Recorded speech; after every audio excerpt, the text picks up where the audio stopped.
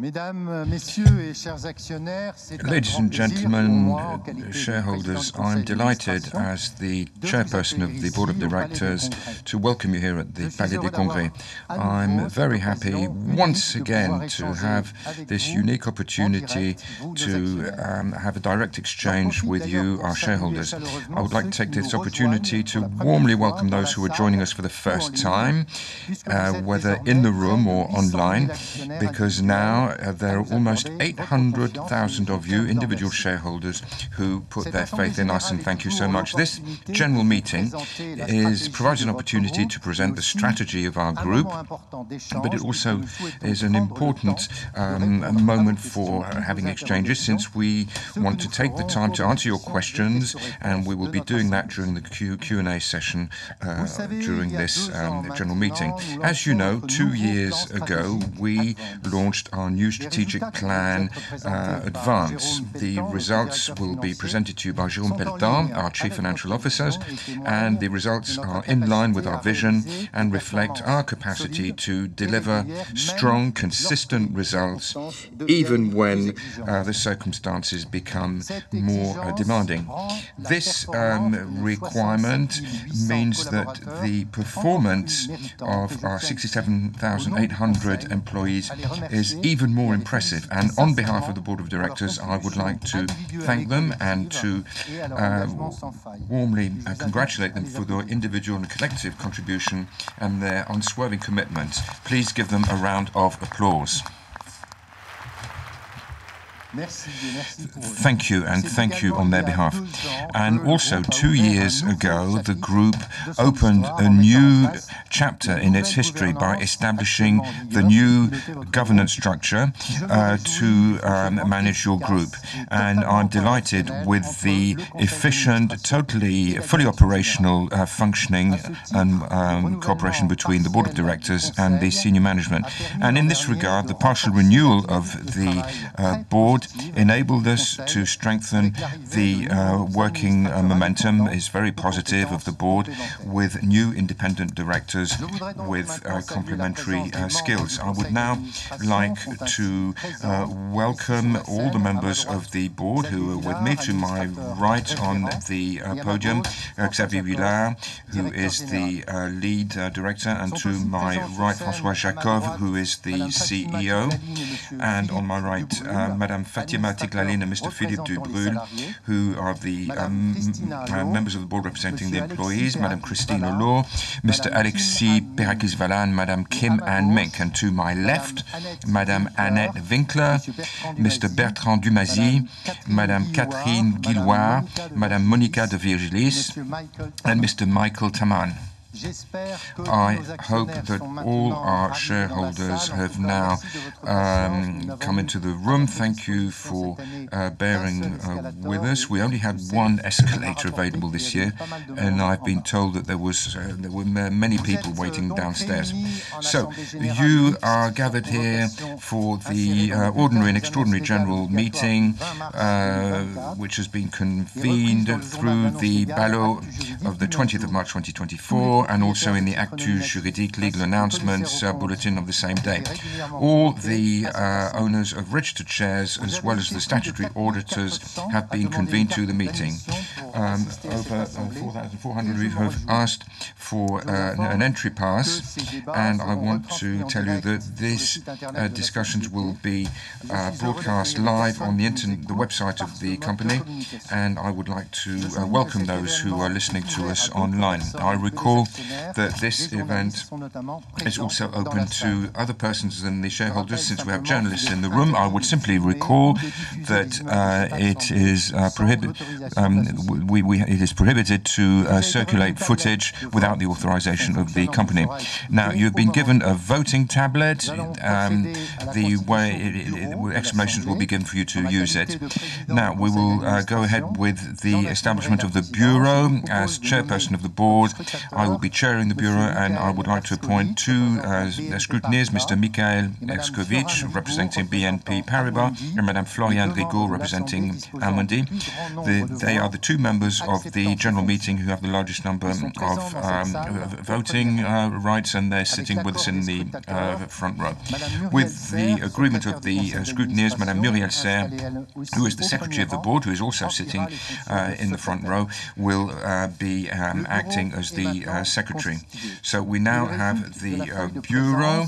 Looking at the attendance sheet, 1,118 shareholders who have 625,464 shares are either present or represented legally, and the 81,817 shareholders who are the owners of 299,882,773 shares have voted through a postal vote or through the internet.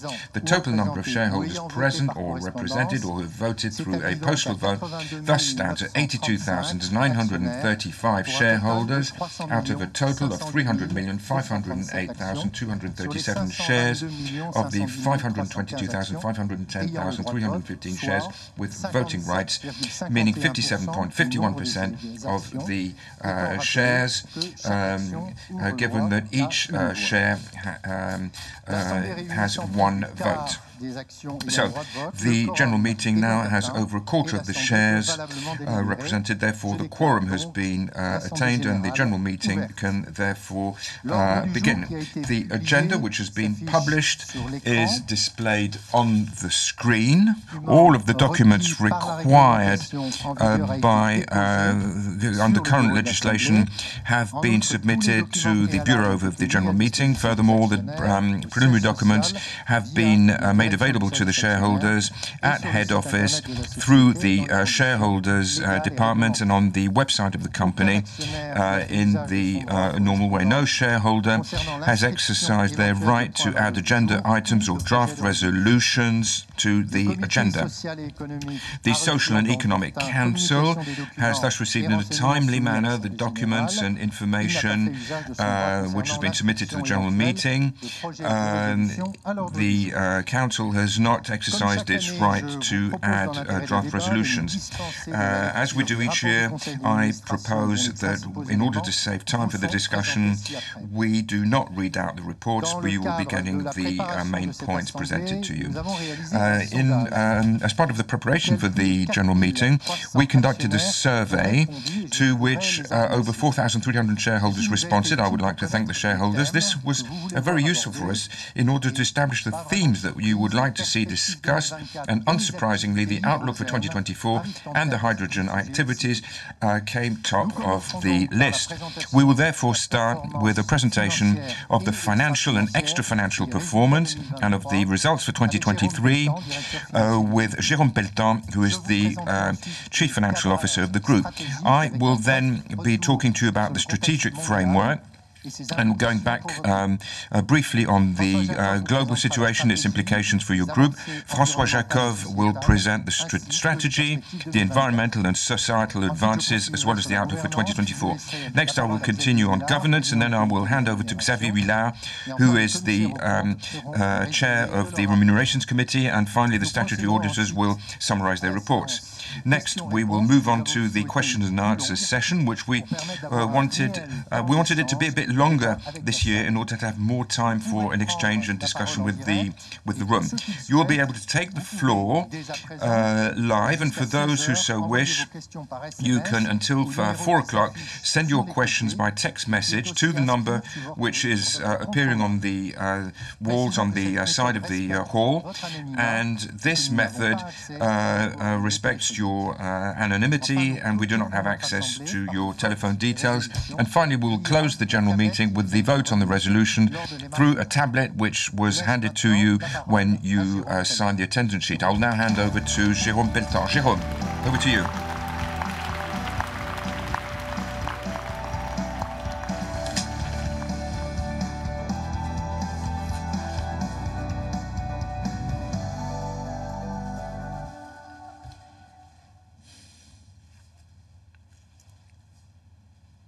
Ladies and gentlemen, dear shareholders, in 2023, your group posted very strong performance, both in financial and extra-financial terms.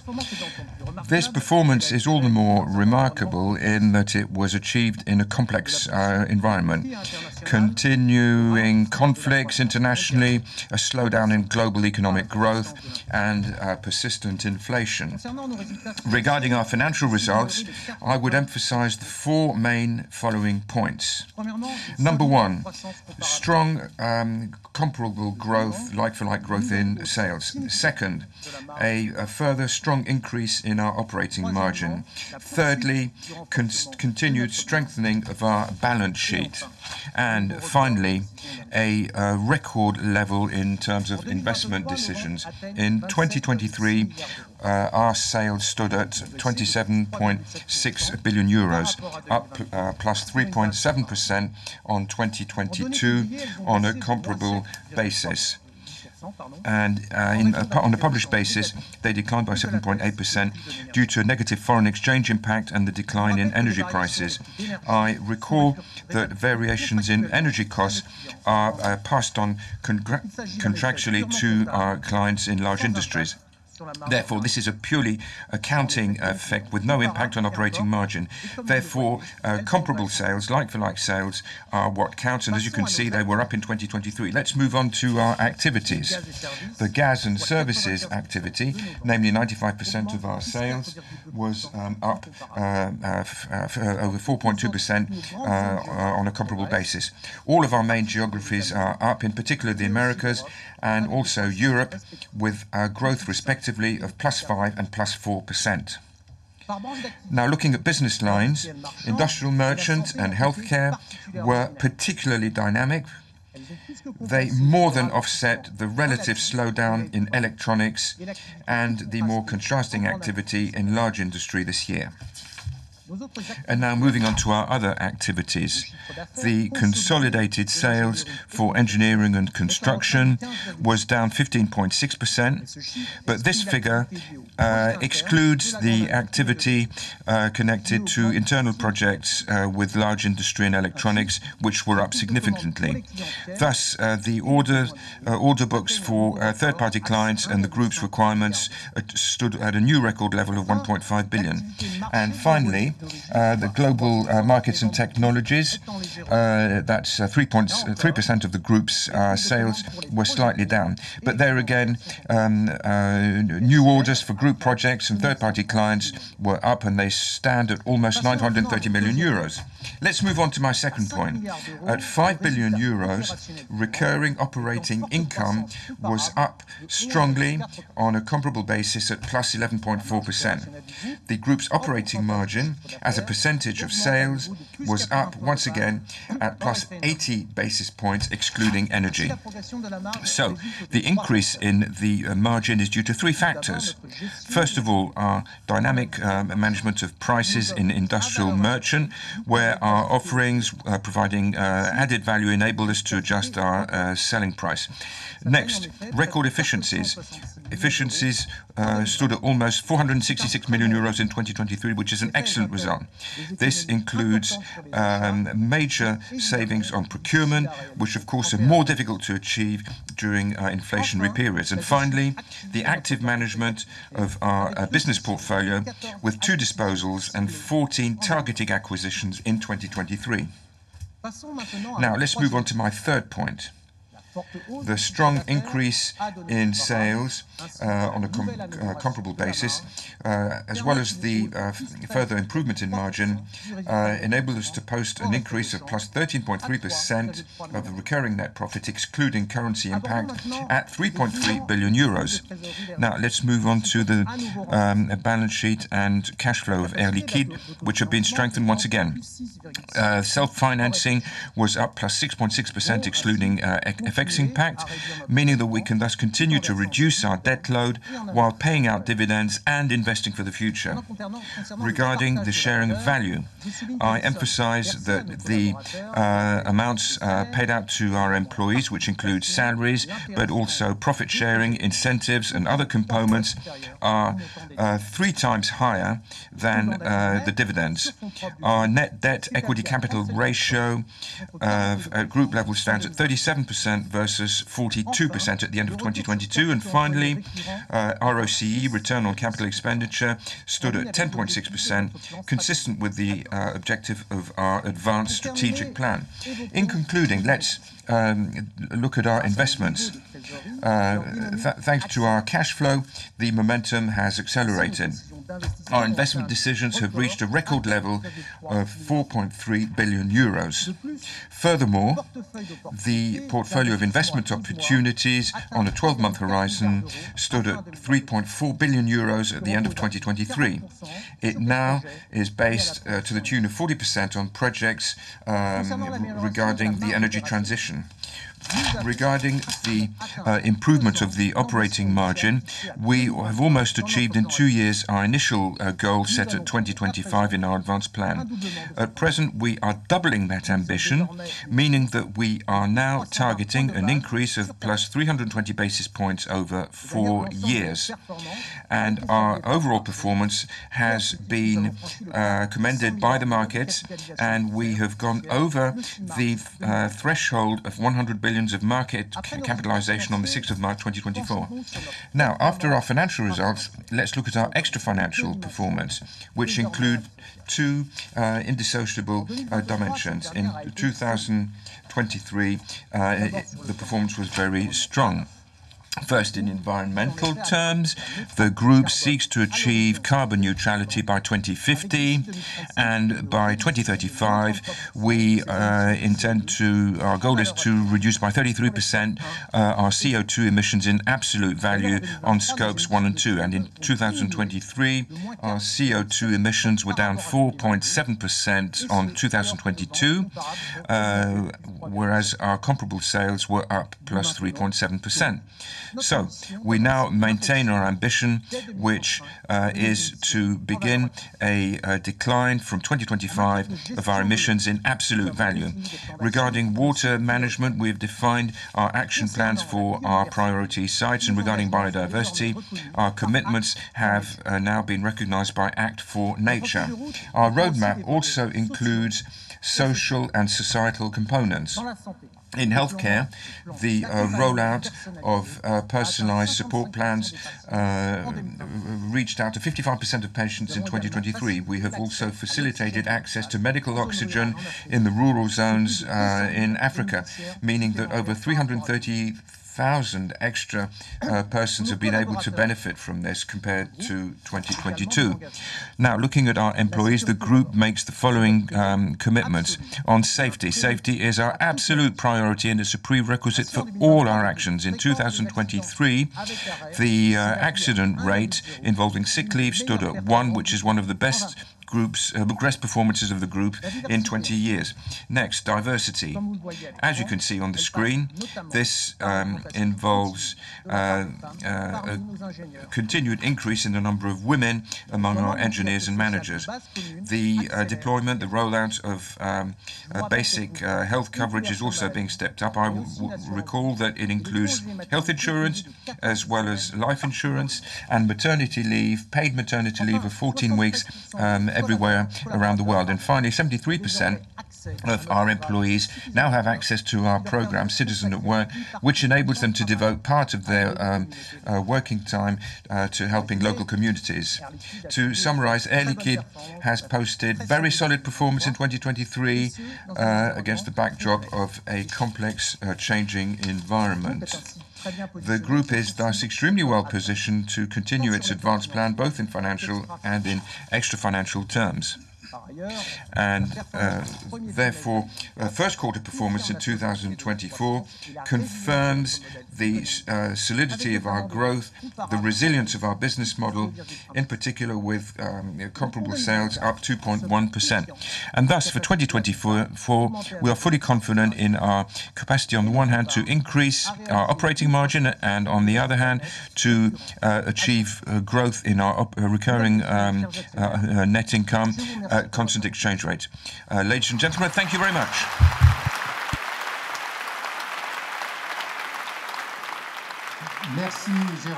Thank you, Jérôme, for that presentation of the financial and non-financial results.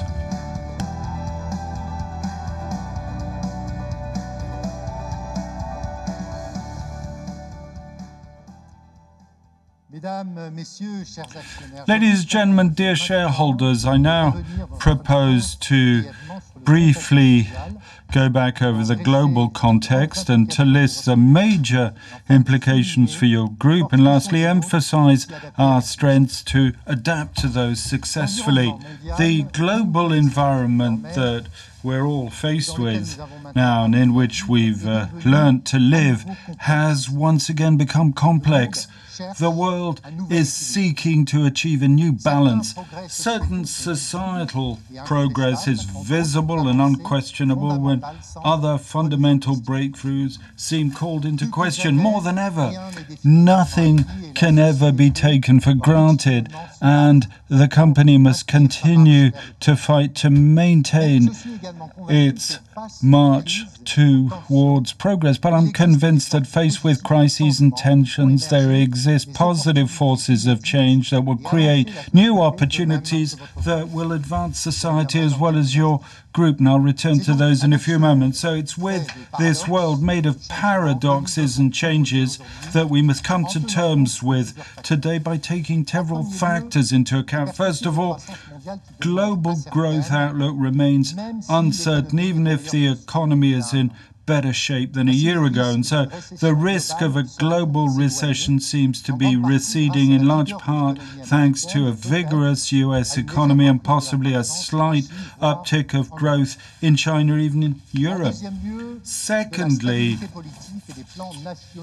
political stability and national investment plans, that will be the energy transition, electronics, and more generally in manufacturing industry, that will be particularly scrutinized. 2024 is a super electoral year. 49% of the world's population will be voting, with electoral results that might influence the economy and investment.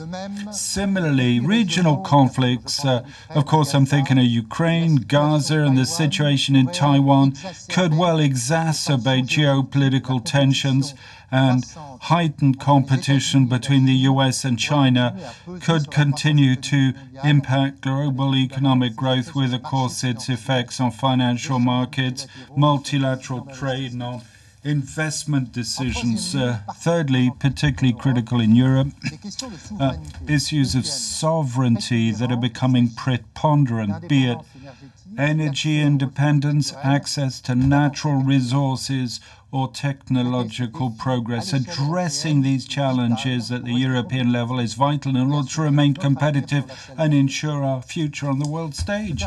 I'll end lastly with the ESG requirements, that's to say environmental, societal and governance, that henceforth largely colour the strategic trajectory of companies, not just because the way in which we lead our activities is henceforth assessed on the basis of these criteria, but also and above all because they're the reflection of deep convictions and shared by citizens throughout the world. Your board henceforth takes into account very much upstream the externality in reviewing the corporate roadmap, and I'm sure François will return to that in due course. You'll have understood, dear shareholders, it's in these more unsettled waters that your group is navigating, and we are prepared for that, whilst remaining positioned on sectors that are both traditional and innovative at the cutting edge of the economy, where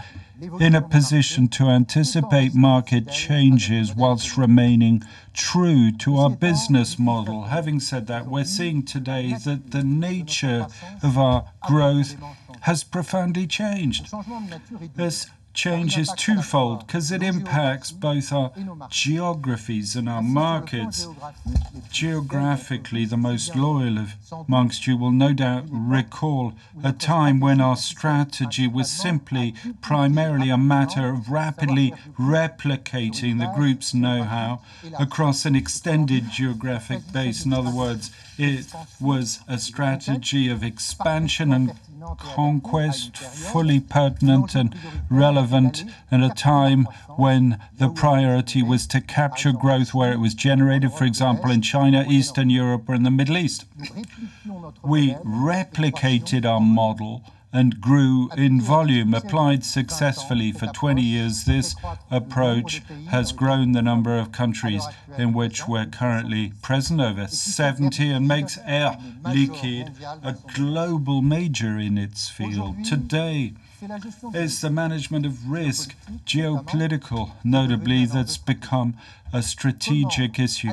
How to best attenuate the risks that we're taking through our decision to locate and invest throughout the world. The answer for us is to rely increasingly on a strategy of regional densification by strengthening our local network in an area of activity. We're optimizing our investments, improving the efficiency of our operation, leveraging our knowledge of the country, which reduces the potential impact of the failure of a major client or an ecosystem actor. It's, for example, what we put in place in the industrial merchant activity by acquiring Airgas in the United States. And we're continuing in China, where our strategy of densification by acquisition in the major heartlands is bearing fruit. Of course, doesn't signal the cessation of any plan to enter new countries or to expand within emerging economic powers offering growth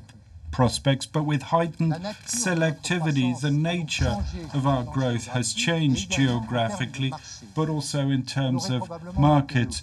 You probably noted this over time, that we're servicing today the markets of mobility, cement, 3D printing, potentially energy, quantum computing, to mention but a few. I'd just like to focus on a few key markets. Firstly, the energy transition.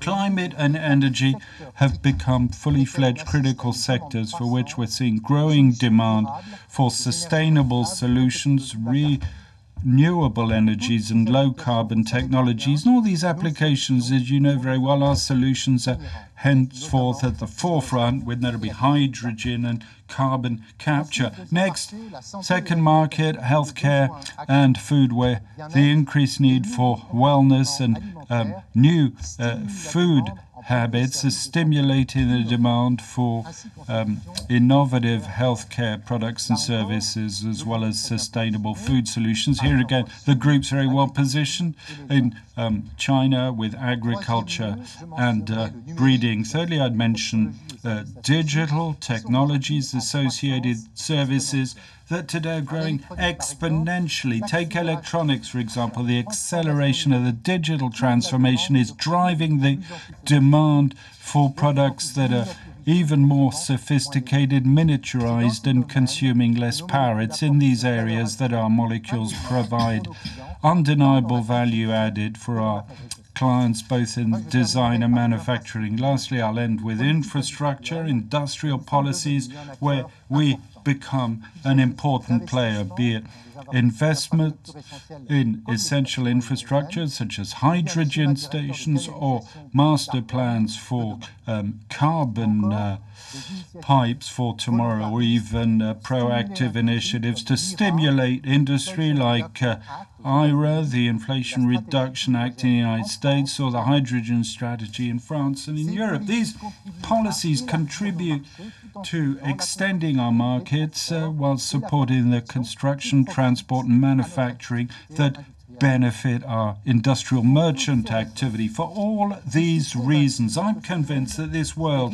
that is rich in challenges also carries new opportunities, and your groups will be able to seize them with the determination, the inventiveness and boldness that we know it has. Seize this opportunities will not be an option for everyone in particular. One condition seems more than ever vital: the ability to cooperate, to co-construct solutions of the future in the face of challenges that few people will be able to address alone. So this ability to be at the crossroads of major projects, to establish connections between players, such as an aggregator of know-how, is really at the heart of our expertise. Air Liquide, as you know, for a long time is embarked on this. This ability that we have to co-create solutions of the future with and for our clients places in a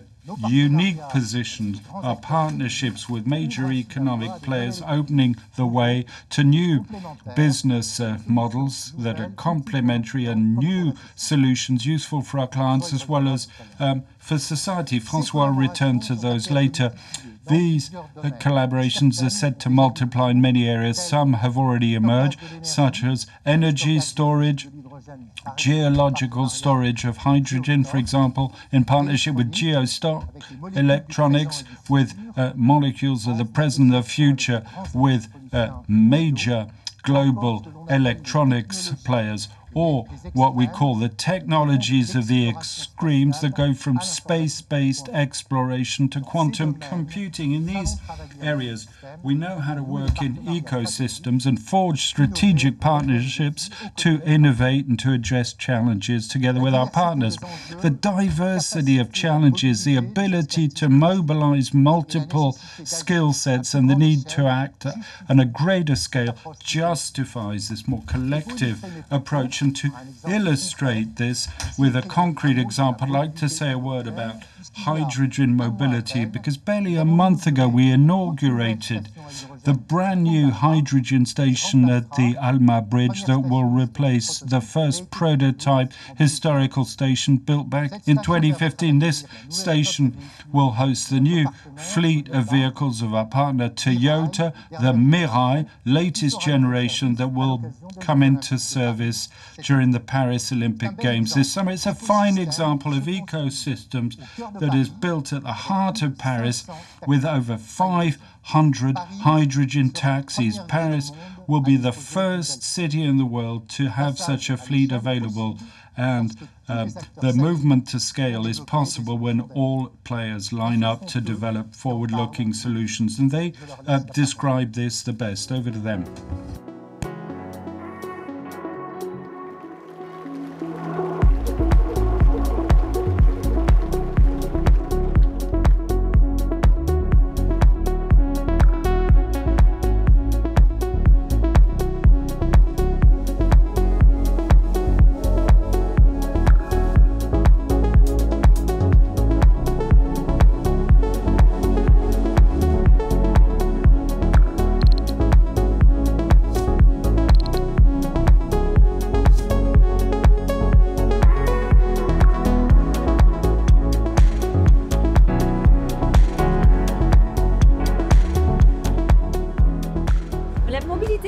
Ça y est, ça a démarré. C'est quelque chose qui est en mouvement. C'est un équilibre bien compris entre trois acteurs essentiels que sont la production d'hydrogène vert, un réseau d'infrastructures de manière à distribuer cet hydrogène et effectivement la production de véhicules hydrogène. Et on a besoin de clients qui décident de faire confiance à cette filière pour décarboner leurs usages.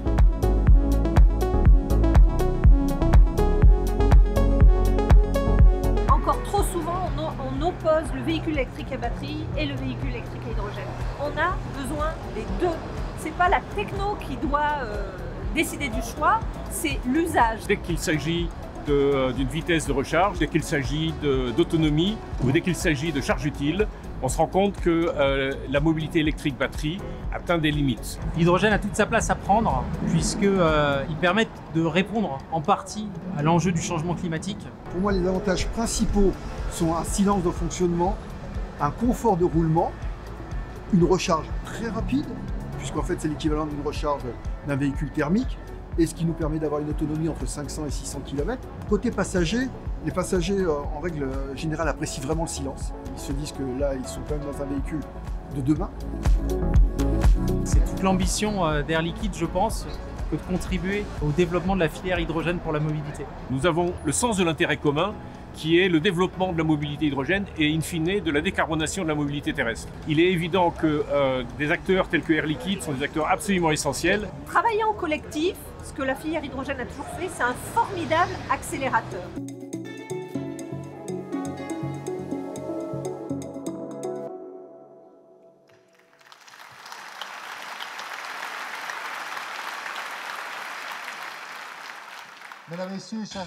Ladies, gentlemen, shareholders, you can see we're not short of challenges nurtured by a changing world that is unprecedented. It'll be a further opportunity for Air Liquide to enrich, even to reinvent its growth model. More than ever, we've demonstrated our resilience and beyond the talent of our teams who are meeting ever more complex challenges that are vital for our societies. We can be proud of this and continue to write this chapter together with you, our shareholders. I said you're now some 800,000 individual shareholders to demonstrate your trust and confidence in us and collectively hold 34% of Air Liquide share capital. More than ever, we can say that it is your group. The very fine financial performance delivered in 2023 allows the board to propose this year a dividend of 3.2 euros per share in respect to FY 2023. That's an increase of 8.5% over last year. This dividend will be detached on the 20th of May 2024 and put up for payment on 22nd of May 2024. And then there'll be a new allocation of free shares, one free share for 10 held, as you can see, with an increase at 10%, the number of free shares in respect of shares that enjoy the loyalty premium. That will occur on the 12th of June 2024. I'd like to sincerely thank you for your support and your loyalty that compel us. Be assured of the full commitment of the teams of the group to continue on the road to success. And I will now hand over to our Chief Financial Officer, CEO, who will return to the implementation of our strategic plan advance, François Jacob. Give him a warm welcome, please.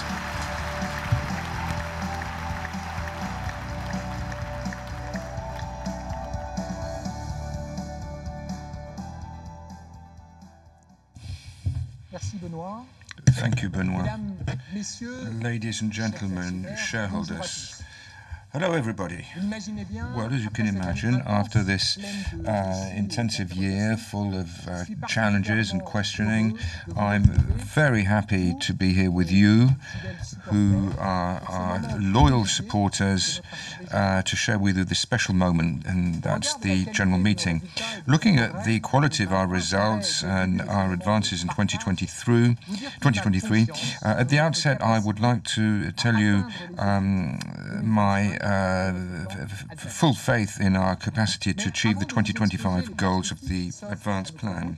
But before presenting the outlook for our group and my convictions regarding the purpose of what we're doing, what are the highlights of the past year? Halfway through the advanced plan, I am very proud with our teams to be able to say that we're remaining on course, starting with our performance, which is the first pillar of our strategy. Jérôme has set this out in detail. The group achieved financial and extra-financial performance that was very robust in 2023, and this has demonstrated once again the strength of our business model. In this regard, the record that we have broken in or achieved in terms of market capitalization a few weeks ago is a recognition on two counts. Recognition for the past, that of the strength of our results, and recognition for the future, which is your faith in our outlook. And all this, of course, reflects the remarkable mobilization of all of our teams. And with you, I would like to commend their commitment. Thank you.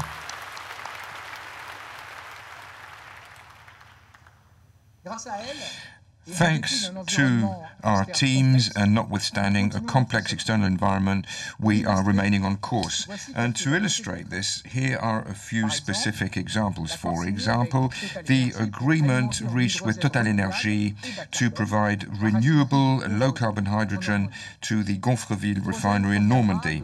The hydrogen will come from our electrolyzer, a 200 megawatt electrolyzer, which is the biggest ever built using PEM technology. It will include equipment manufactured by the Gigafactory that was co-created with Siemens Energy, thus developing a European sovereign industrial business. In Germany, another 20 megawatt electrolyzer, commissioned in 2023, will accelerate the decarbonization of the Ruhr industrial basin. In Rotterdam, we have begun to build a CO2 capture unit installed at one of our hydrogen plants. This will be the first European unit to be integrated in the CO2 capture and storage unit.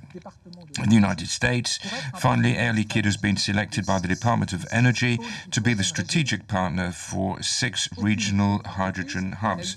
No other company has been so successful. All of these projects illustrate, as Benoit was saying, our ability to create value by inventing solutions with our clients.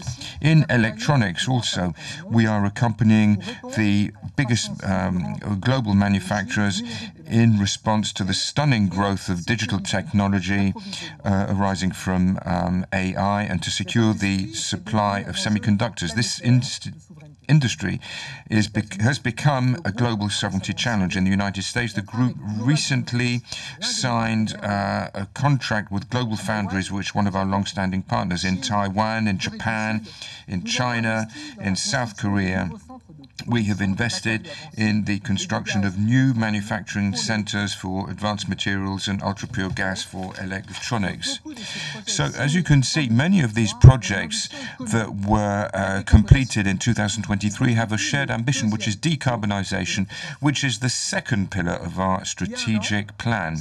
1 year ago, in this very hall, I was presenting our various actions to reduce our CO2 emissions. Now, as Jérôme has stated, for the first time in 2023, we achieved an inflection in our emissions, which were down 5%, whereas we continue to grow. In other words, in 2023, we were able to decouple growth and CO2 emissions. This decoupling is a turning point for the transition of all industries. It has been achieved through our continued efforts to supply renewable electric power to our factories. Apart from our own factories, our portfolio of solutions also enables us to accompany our clients in order to achieve carbon neutrality. From oxy-combustion to hydrogen, carbon capture, it's the diversity of the solutions which make us a recognized leader in climate solutions. Specifically in France alone, on the 50 sites producing the largest amount of CO2, no less than 15 sites where we are involved in reducing their emissions. And I would emphasize that this know-how enables us not only to accompany our long-standing clients, but also to go into new markets. I'm thinking, for example, of cement factories such as Holcim, Ekiom, or glass manufacturers such as Verallia, with whom we have signed major contracts this year to help them decarbonize their activities. Acting as a leader also means putting technology at the service of progress, which is our third pillar. And there again, 2023 was marked by major advances where our innovative capacity made the difference by signing 60 on-site contracts for our industrial merchant clients and electronic clients. We have set a new record. This means solutions providing a permanent gas supply while enabling a reduction in CO2 emissions from the transportation of our products. In healthcare also, we have launched a new innovative offer which frees up the hospitals, releases them from the need to manage the supply of medical oxygen. This enables healthcare staff to be fully focused on caring for their patients. This unlimited capacity to innovate, to invent with new solutions is the DNA of the group. Our clients are telling us every day how important this is in a context of rising costs and the need to be competitive. And I will end this overview of 2023 with our fourth pillar, which is acting for all, which provides the framework for our ESG, environment, social and governance strategy. This ESG strategy ensures that we run our operations responsibly vis-à-vis our stakeholders. Acting for all, first and foremost, means taking care of our employees and partners. It means ensuring that they have a safe working environment, which is inclusive, and a level of social protection which is equal around the world. Jérôme emphasized this. Our advances in this respect are concrete and backed up by figures. We also support communities, those communities in which we operate via Citizen at Work, or the Access Oxygen program, for example. And finally, the Air Liquide Foundation, which has just celebrated its 15th anniversary, has supported 34 new projects this year. Acting for all means, finally, acting for you, our shareholders, by creating value, meeting your expectations. And here I would like to say how grateful we are to you, because you supported us in 2023 through the awarding of many prizes, including the Golden Trophy for services to CAC 40 shareholders and the prize for responsible investment. As you can see, through the progress achieved in 2023, I'm fully confident in our ability to achieve the objective of our advanced plan in 2025. And in fact, we can go beyond that, because as we mentioned previously, we have already virtually achieved our ambition to improve our margin halfway through the advanced plan. Therefore, we've decided to accelerate our ambitions by doubling the initial ambition by 2025. This brings me to our outlook for 2024. In an uncertain global environment, our clients are telling us that they expect 2024 to remain on the same trend as the year end of 2023, with a possible sequential recovery over the next few months. So we'll see whether this is borne out in the future. So whatever may happen, rest assured that with a strategy that enables us to manage uncertainty, exploit emerging opportunities, your group is fully operational and ready to rise to these challenges. This confidence comes in particular from our short and long-term growth outlook. On the one hand, our industrial, merchant and healthcare businesses are the two key drivers for sustainable growth, and they provide added value solutions for our clients and for our patients. Furthermore, and there's a good piece of news, this potential growth has been strengthened through two acceleration drivers: the energy transition, which is driven by many projects in large industries, and electronics, which are driven by the requirements, the demand for chips and memories that are constantly growing. And this is further reflected in our investment portfolio. We have seeing an increase in opportunities in both areas. Our growth ambition in the long term is also put at the service of our corporate responsibility. And that's why we have set at the heart of our advanced strategic plan ESG strategy and goals. These objectives are clear, they're measurable, and they are ambitious. In environmental terms, the key objective is to reduce by 1/3 our CO2 emissions by 2035. After an initial inflection in 2023, 2024 will mark a new step in order to confirm this momentum. In social and societal terms, we are continuing our efforts in 2024 to roll out a civic-minded, responsible vision. And I would like to add, it's even truer against a global backdrop where the transformation of the world calls for some sometimes structural adjustments to our operations. These adjustments are necessary in order to enable our teams to rise to the challenges that are facing them. It's our role as an employer to accompany them in this transformation by providing them with the framework, the know-how and the resources that are required to go ahead with this necessary transition.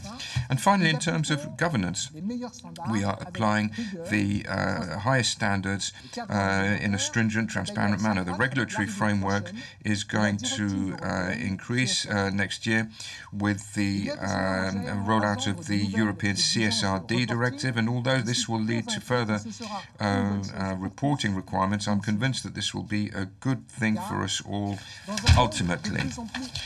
In an increasingly uncertain world, transparency is a guarantee of trust, and this trust, your trust, is the very foundation of our long-term success. And in concluding, I'd like to share with you my conviction that our financial performance is never an end in itself. Financial performance is what provides us with freedom to act, autonomy, and the latitude to act with impact. And basically what that means, it gives us the means to do things well. And this is what enables us to contribute to progress, to lend meaning to our actions for the benefit of our teams, our clients, our patients, of yourselves, our shareholders, as well as society as a whole. It's in this spirit that we are partnering Paris 2024 for the Olympic and Paralympic Games, which is a perfect illustration of a contribution to collective progress. Now, let's be honest, it's not, our group is not accustomed to sponsoring high-profile events. So why are we making an exception this time round? Well, quite simply, because this partnership we felt was fully aligned with our convictions and useful in enabling us to make a contribution that will go beyond the Paris 2024 event.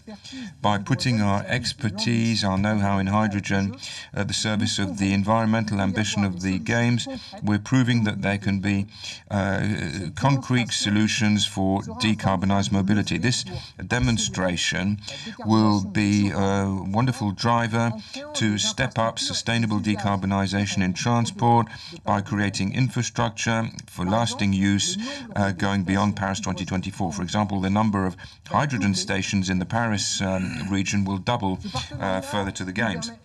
This partnership also enables us, and it's sometimes not quite as visible, to lend life to specifically implement the values of diversity and inclusion which we hold dear. And indeed, throughout the world, 6 para-athletes and athletes have been chosen by the group, and we will be supporting them for their qualification in the 2024 Olympic Games in Paris. To illustrate this partnership, here is a short film.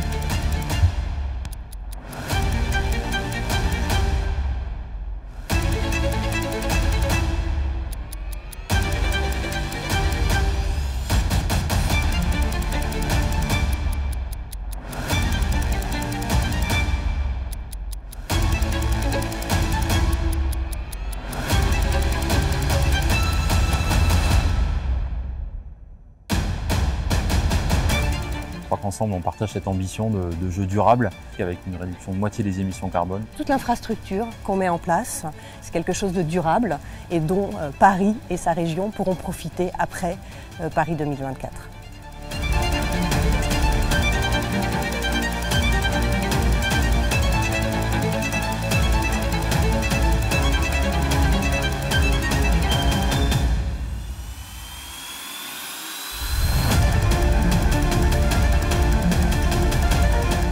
Parler, de le montrer et de montrer que c'est pas forcément un frein et qu'on peut y arriver en s'adaptant, ça me semble indispensable pour mieux vivre ensemble en fait. I want to inspire the next generation.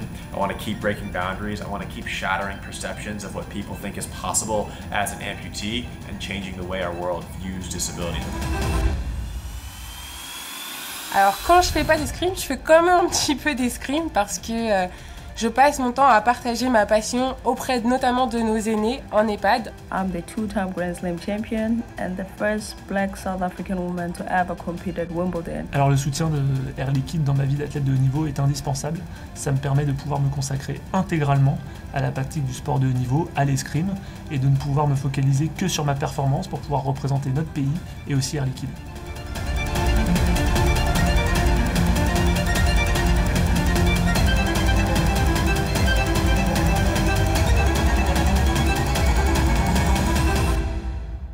On a le même ADN, on est à la recherche de la meilleure performance et aussi de pouvoir faire rêver les gens.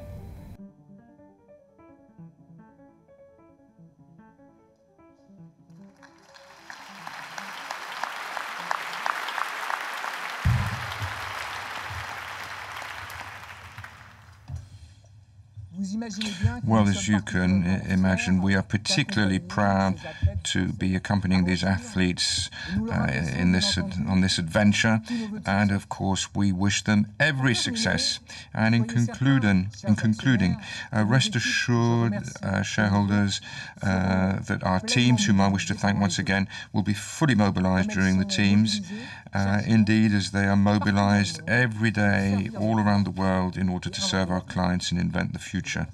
Thank you.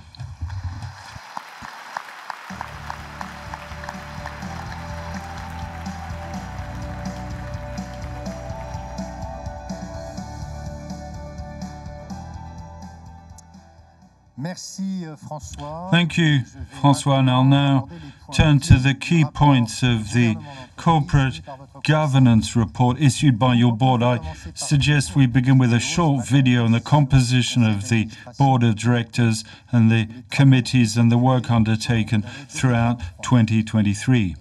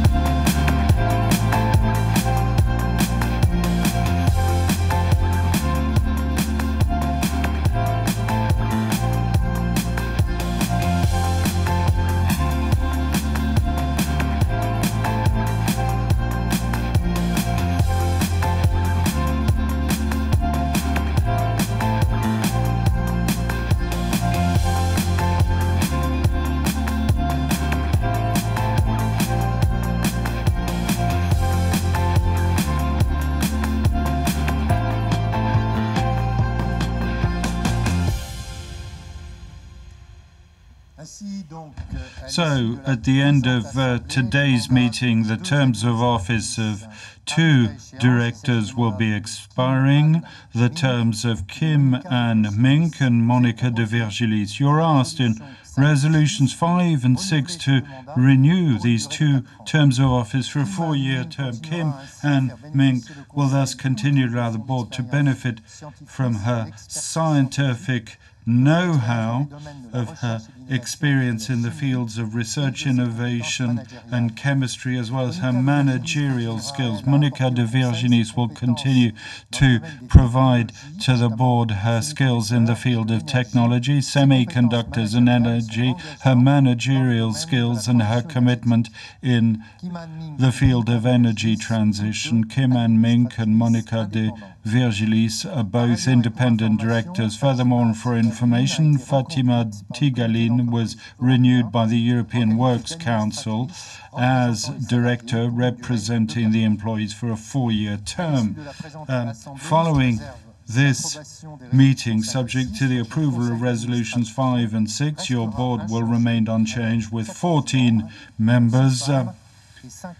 6 women and 5 of foreign nationality. This composition reflects a diversity of profiles and experience, expertise and culture sought by the board.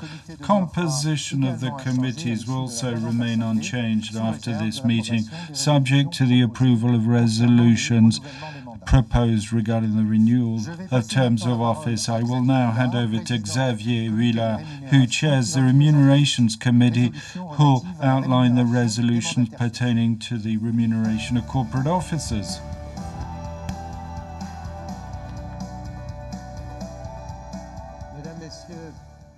Ladies and gentlemen, shareholders, good afternoon.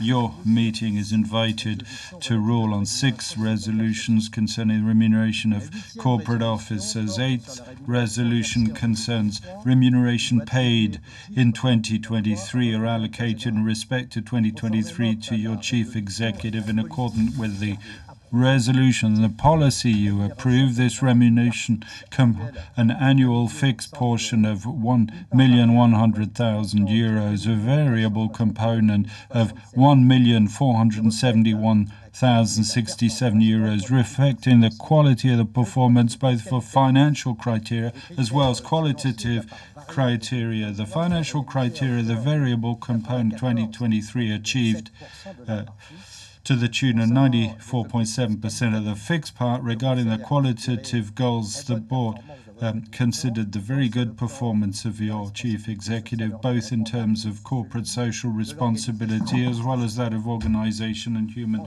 resources. François Jacob has instilled strong momentum for the continuance of environmental goals and specifically decarbonization. He also invested heavily in putting in place a new management team in talent management and in promoting a policy of diversity and inclusion. Lastly, I would underscore the remarkable individual performance of François, who, in an uncertain context, steered the group with energy and agility.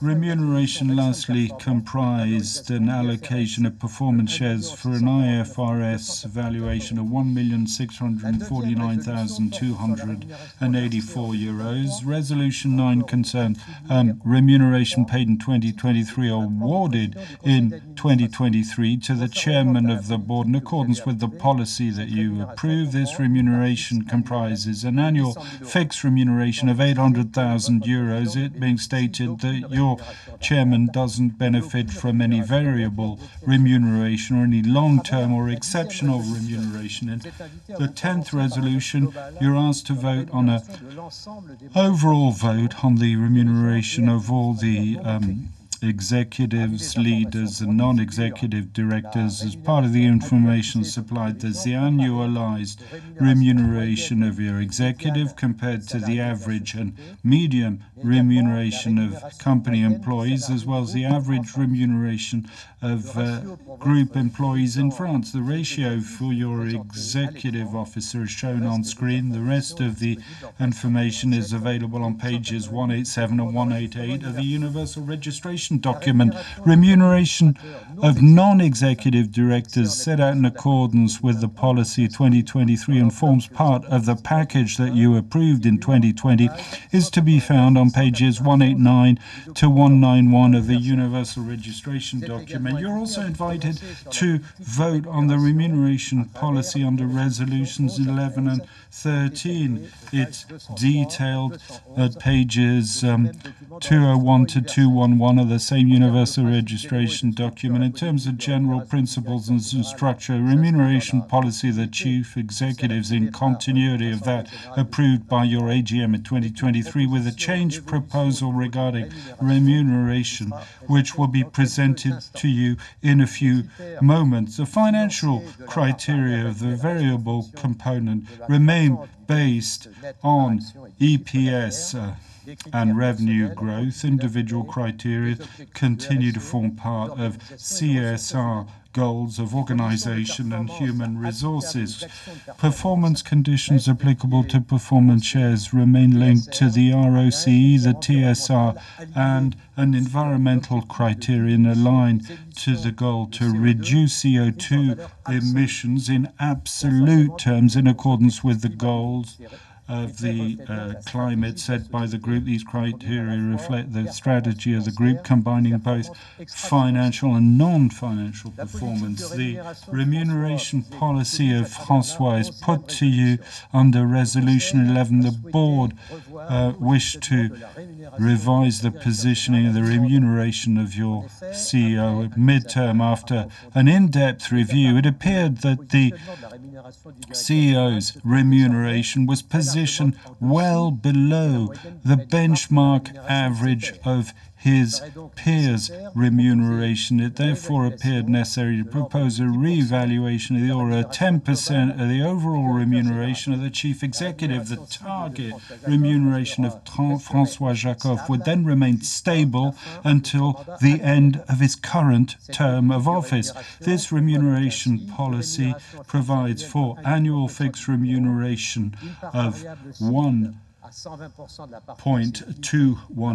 thousand euros, a target variable component equal to 120% of the fixed component, 150% of the fixed component, annual LTI allocation of the order of 1,850,000 euros. François Jacov will not receive any remuneration in his capacity to director, but will continue to benefit from the supplementary retirement scheme put in place. He'd also continue to benefit on the same terms as those approved by the AGM in May 23 of a termination of duties indemnity, an indemnity in return for a non-compete commitment. You're invited under the 12th resolution to approve the remuneration policy of Benoît Potier, your chairman. This policy is identical to that approved by the shareholders meeting in 2023. In this respect, he will receive fixed remuneration of 800,000 euros, already said, without any variable remuneration, either long-term or exceptional,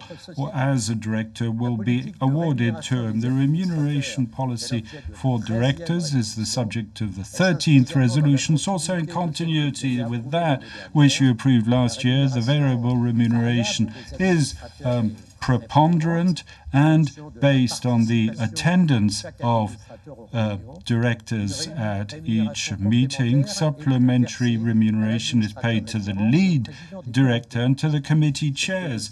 This policy thus promotes actual attendance and individual participation of directors at board and committee meetings. You're also asked under Resolution 14 to vote on the increase of the total annual pay package of your directors. This increase notably takes into account the new composition of the board and the evolving regulatory context that requires an increased number of board meetings and even more meetings of its committees. Remuneration allocated for each board or committee meeting will remain unchanged.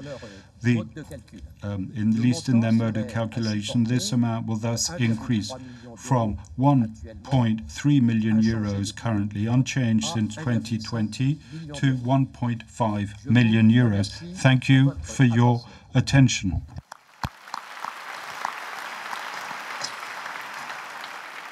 Thank you, Xavier.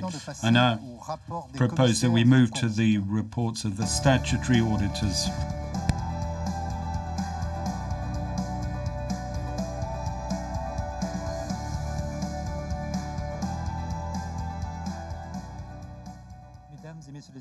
Ladies and gentlemen, shareholders, good afternoon. On behalf of the group of statutory auditors, KPMG, PwC, have the honour of reporting to you on the assignment entrusted to our reports relating to FY 2023 be found in the notice of meeting of this AGM or in the Universal Registration Document 2023. We issued 7 reports in respect to the annual financial statement, consolidated financial statements, related party agreements, the consolidated statement of non-financial performance and operation on the share capital. I'm proposing, keeping with standard practice at this meeting, to present the key points of these reports. So firstly, your report on the annual financial statements of your company, to be found in pages 307 to 309 of the Universal Registration Document.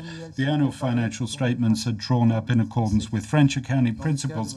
Under our due diligence, we considered the evaluation of equity interest as the key audit matter for we certified without reservation or observation the financial statements of Air Liquide. Our second report concerns the consolidated financial statements of your group, to be found at pages 291 to 294 of the Universal Registration Document. The consolidated financials are drawn up in accordance with IFRS as adopted by the European Union. Are worked on the consolidated financial statements, providing reasonable assurance that the financial are free of any material misstatement. Our overall audit approach is adapted to various activities and businesses of the group as well as its organization. It was shared together with conclusions of our work with the group finance department during the course of regular exchanges. We also reported on our work to senior management, the audit committee, as well as to the board of directors.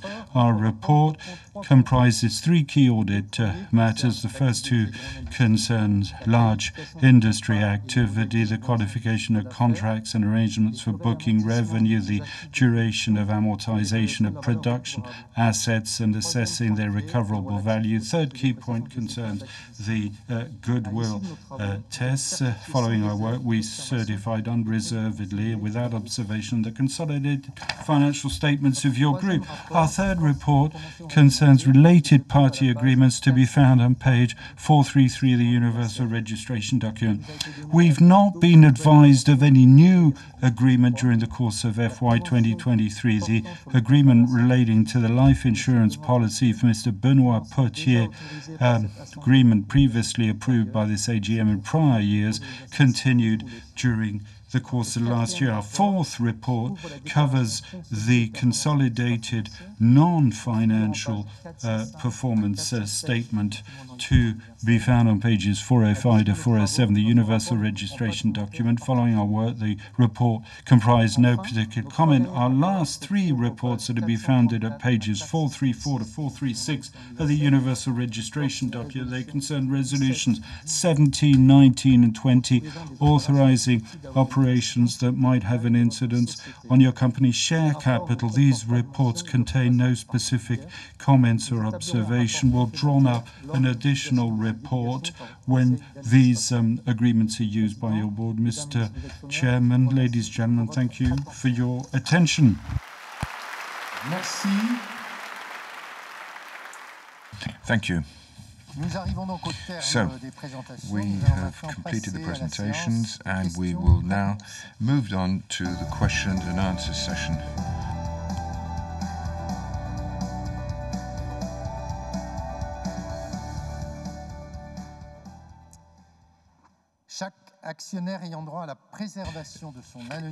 Each shareholder can remain anonymous, and those shareholders who take the floor will not appear on the photos on the internet. Those who do not wish their name to be quoted should thus not introduce themselves when they take the floor. Before we open the discussion, here is how we will operate. You can ask your questions directly by by asking for the floor, bearing in mind that we also gathered your questions by text message until 4. Under the current legislation, the answers of the Board of Directors to written questions submitted before the AG have been published on the website of the company. In order to enable more debate with the shareholders in the room, I propose not to. Over 40 questions mainly concern sustainable development, climate, and in particular decarbonisation, in particular water, biodiversity, risks, share buybacks, governments, as well as hydrogen. The questions to the board are thus available on our website under the general meeting section. So let's go ahead with oral questions in the room while the questions sent by text message are analysed. So I'll take the first question from the floor in the room. So question O in front of me, a bit further up. Good morning, Chair. I'm a registered shareholder. A question on hydrogen. Hydrogen means you have to burn a lot of energy, be it clean or not, and among all the means that we have, it's far from being cost efficient. It's much more expensive than other forms of energy, and the CEO of Total refers to this as being an illusion. So what profitability do you think can be produced by this form of energy, or whether you've achieved it, or when do you expect to achieve it? And I also have a question regarding China. How do you protect yourselves, the industrial setup in China? François, first question for you. Thank you, sir. Regarding hydrogen and hydrogen production, the major part of hydrogen sent around the world and produced in part through natural gas is done through CO2. Now, the advances we're setting up aim to decarbonize the content of hydrogen by being able to capture carbon using this grey hydrogen, which becomes blue hydrogen, as it's often referred to, either by using electric power to produce electrolyzer through water, or if the electricity has low carbon, to have hydrogen with a low carbon content. So these technologies are emerging technologies, but they're already being used at industrial level, and our group is Liquide, is one of the global pioneers for the implementation of industrial solutions regarding low carbon hydrogen. You'll have seen that in the final cost of low carbon hydrogen, the share of energy is very high, because for energy produced through electrolysis of water, the cost of electric power accounts for approximately 70% of the final cost of the hydrogen molecule. Therefore, we're working not only in order to be able to source renewable energy, electricity, but also low carbon electric power, for example, coming from nuclear power. So those who can use this low carbon energy are clients who can enhance the premium quality of low carbon hydrogen, and this is to produce low hydrogen content fuel for land use or for air use. So one of the main challenges here is the availability and cost of energy for this. So when will it be profitable? Well, we have to work on the whole supply chain, both investments and the cost of energy, as François has just said. So we are quite confident that all the projects that we are involved in will achieve normal profitability once we're over the transition period, which is just in addition to François' answer. Second question on China. What you're saying is true, but it's nothing new. For several decades, we've had a presence in China, and the experience that we've had in China has been extremely positive, which goes for for many other industrial companies.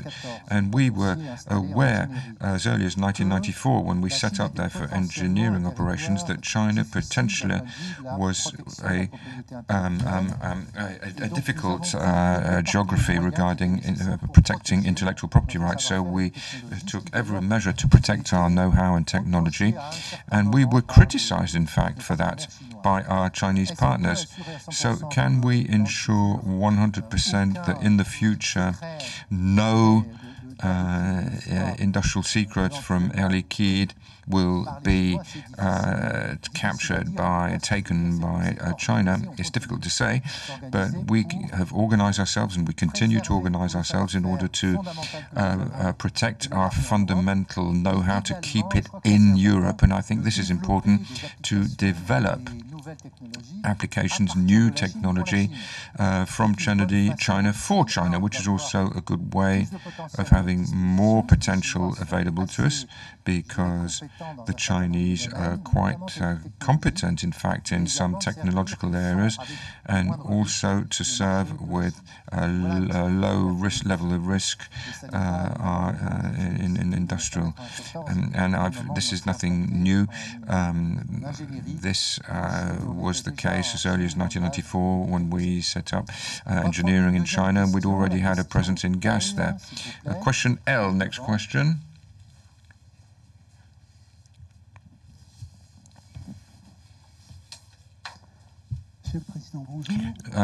Chairman, good afternoon.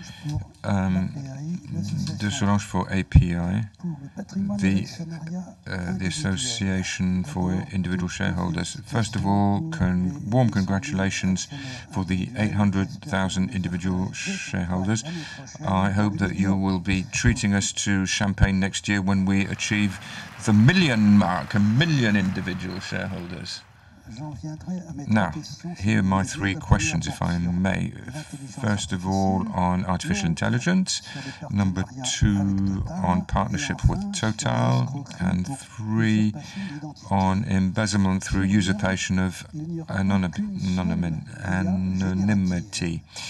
Now, we will not just have a generative IA. IA will be everywhere in what you do. 8 industrial groups, including Air Liquide, signed in July 2019 a manifesto to prepare for the use of AI, artificial intelligence, in their activities. What's happened 5 years down the road?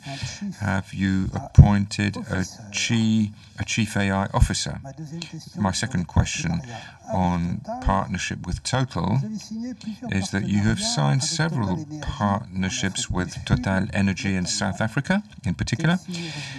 What synergies will there be for Air Liquide? Total Energy and Air Liquide have also announced that they've set up a joint venture held in equal shares to develop a hydrogen station for heavy goods vehicles on European motorways. Where does that stand? And they've also signed a long-term contract against as part of the reconversion as a biorefinery of the Grand Prix refinery, and to recycle renewable low-carbon energy. So the increasing number of partnerships with Total Energy, does this mean that we will end up with a dedicated subsidiary? And finally, on embezzlement through the usurpation of your identity, looking at the Air Liquide website, airliquide.com, I noticed that you have a warning, a disclaimer against these fraudulent attempts to usurp identity. So thank you for warning us about this, but we would like to know a little bit more about this. And you pointed out that the new hydrogen-powered Mirai is extraordinary because you cannot hear the noise of the engine. But I can tell you, since I've used it, that there's a lot of noise, in fact, which is due to the many pigeons, the many potholes that we have in Paris. Thank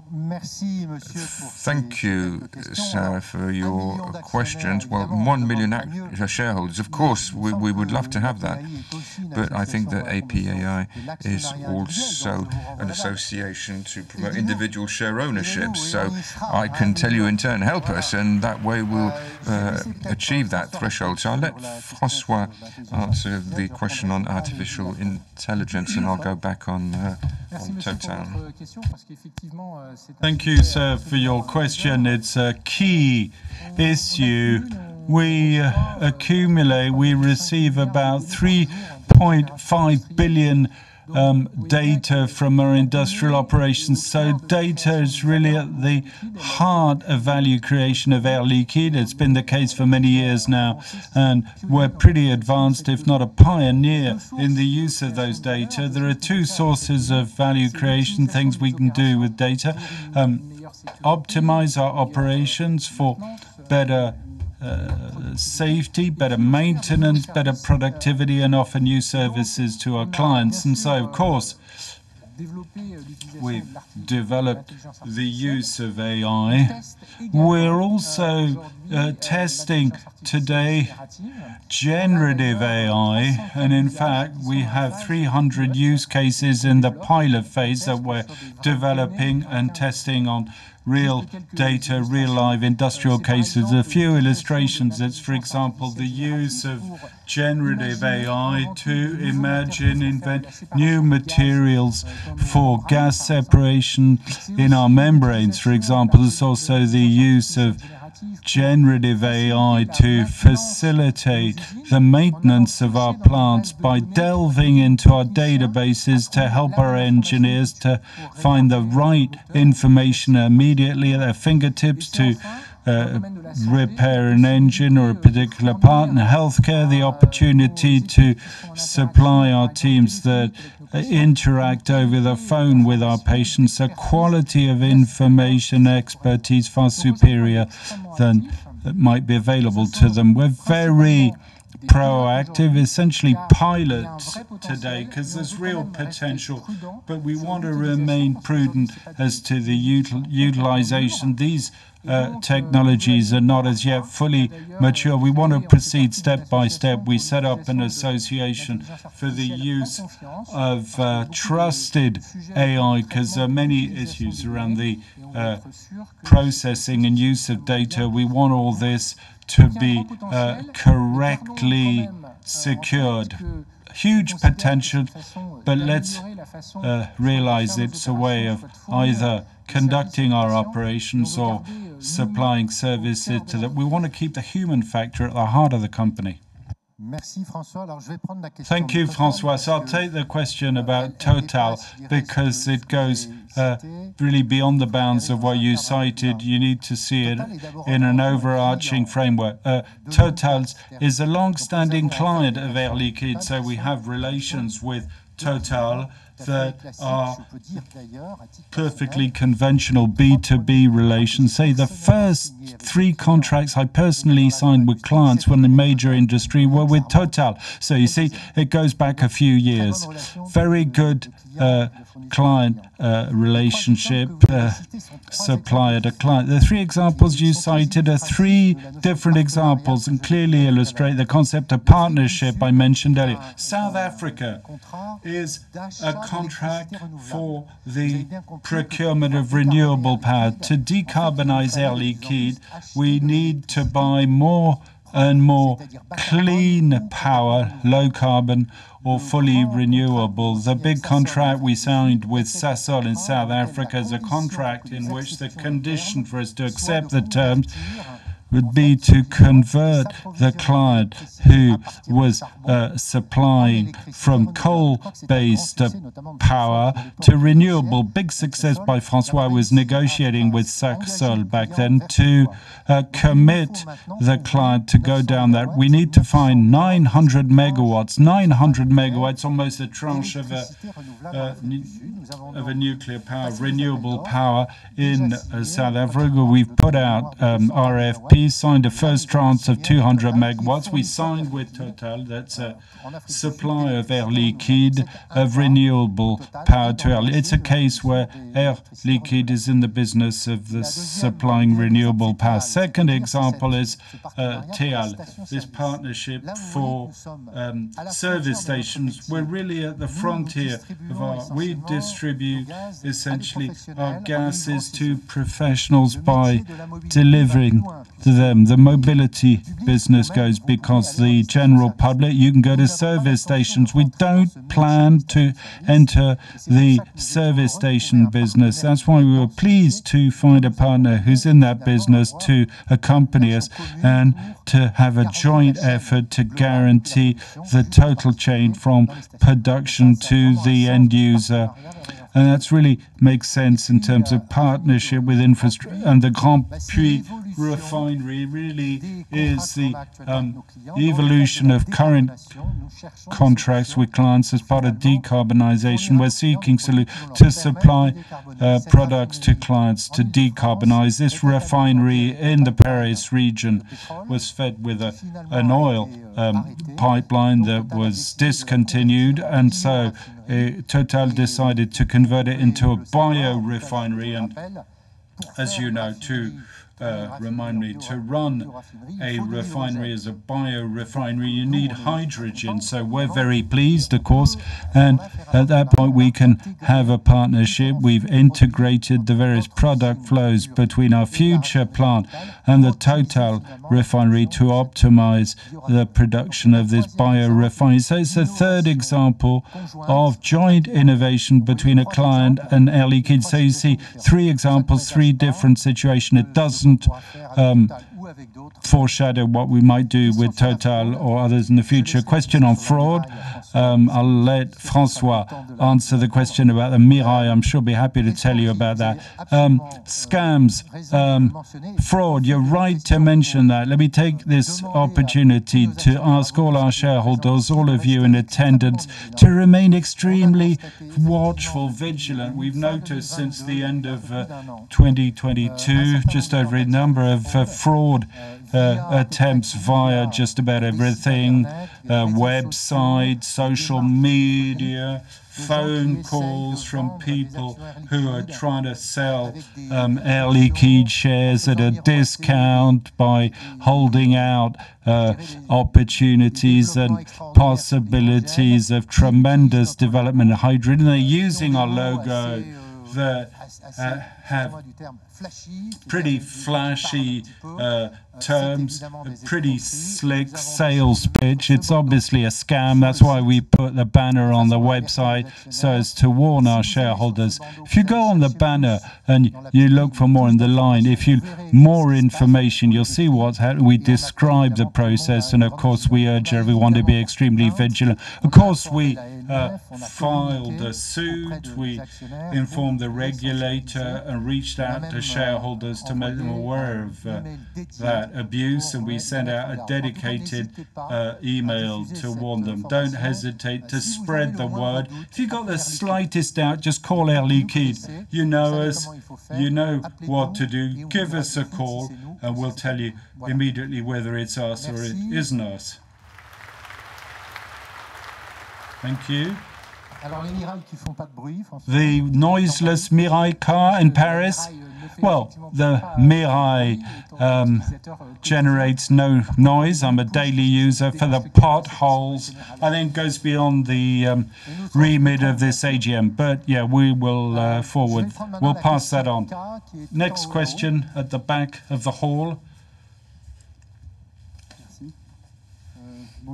So, good afternoon, Chairman, CEO, ladies and gentlemen, directors, and good afternoon to all shareholders present. Forgive me if my questions already been answered in the written questions, or if you answered at the beginning of the meeting, I was not in attendance. The question I ask you every year, just to remind that I'm here with my father is a shareholder, my son who's a shareholder, his mum's a shareholder, I'm also a shareholder. You'll understand what I'm getting at. I'm also splitting the share into two. A few years back, you said that when it would reach 100 euros, we'd think about it. Last year, previous years, you said, well, it's not yet on the agenda, but we'll give it some thought. Now that the share is nearing 100 euros, will that be on the agenda?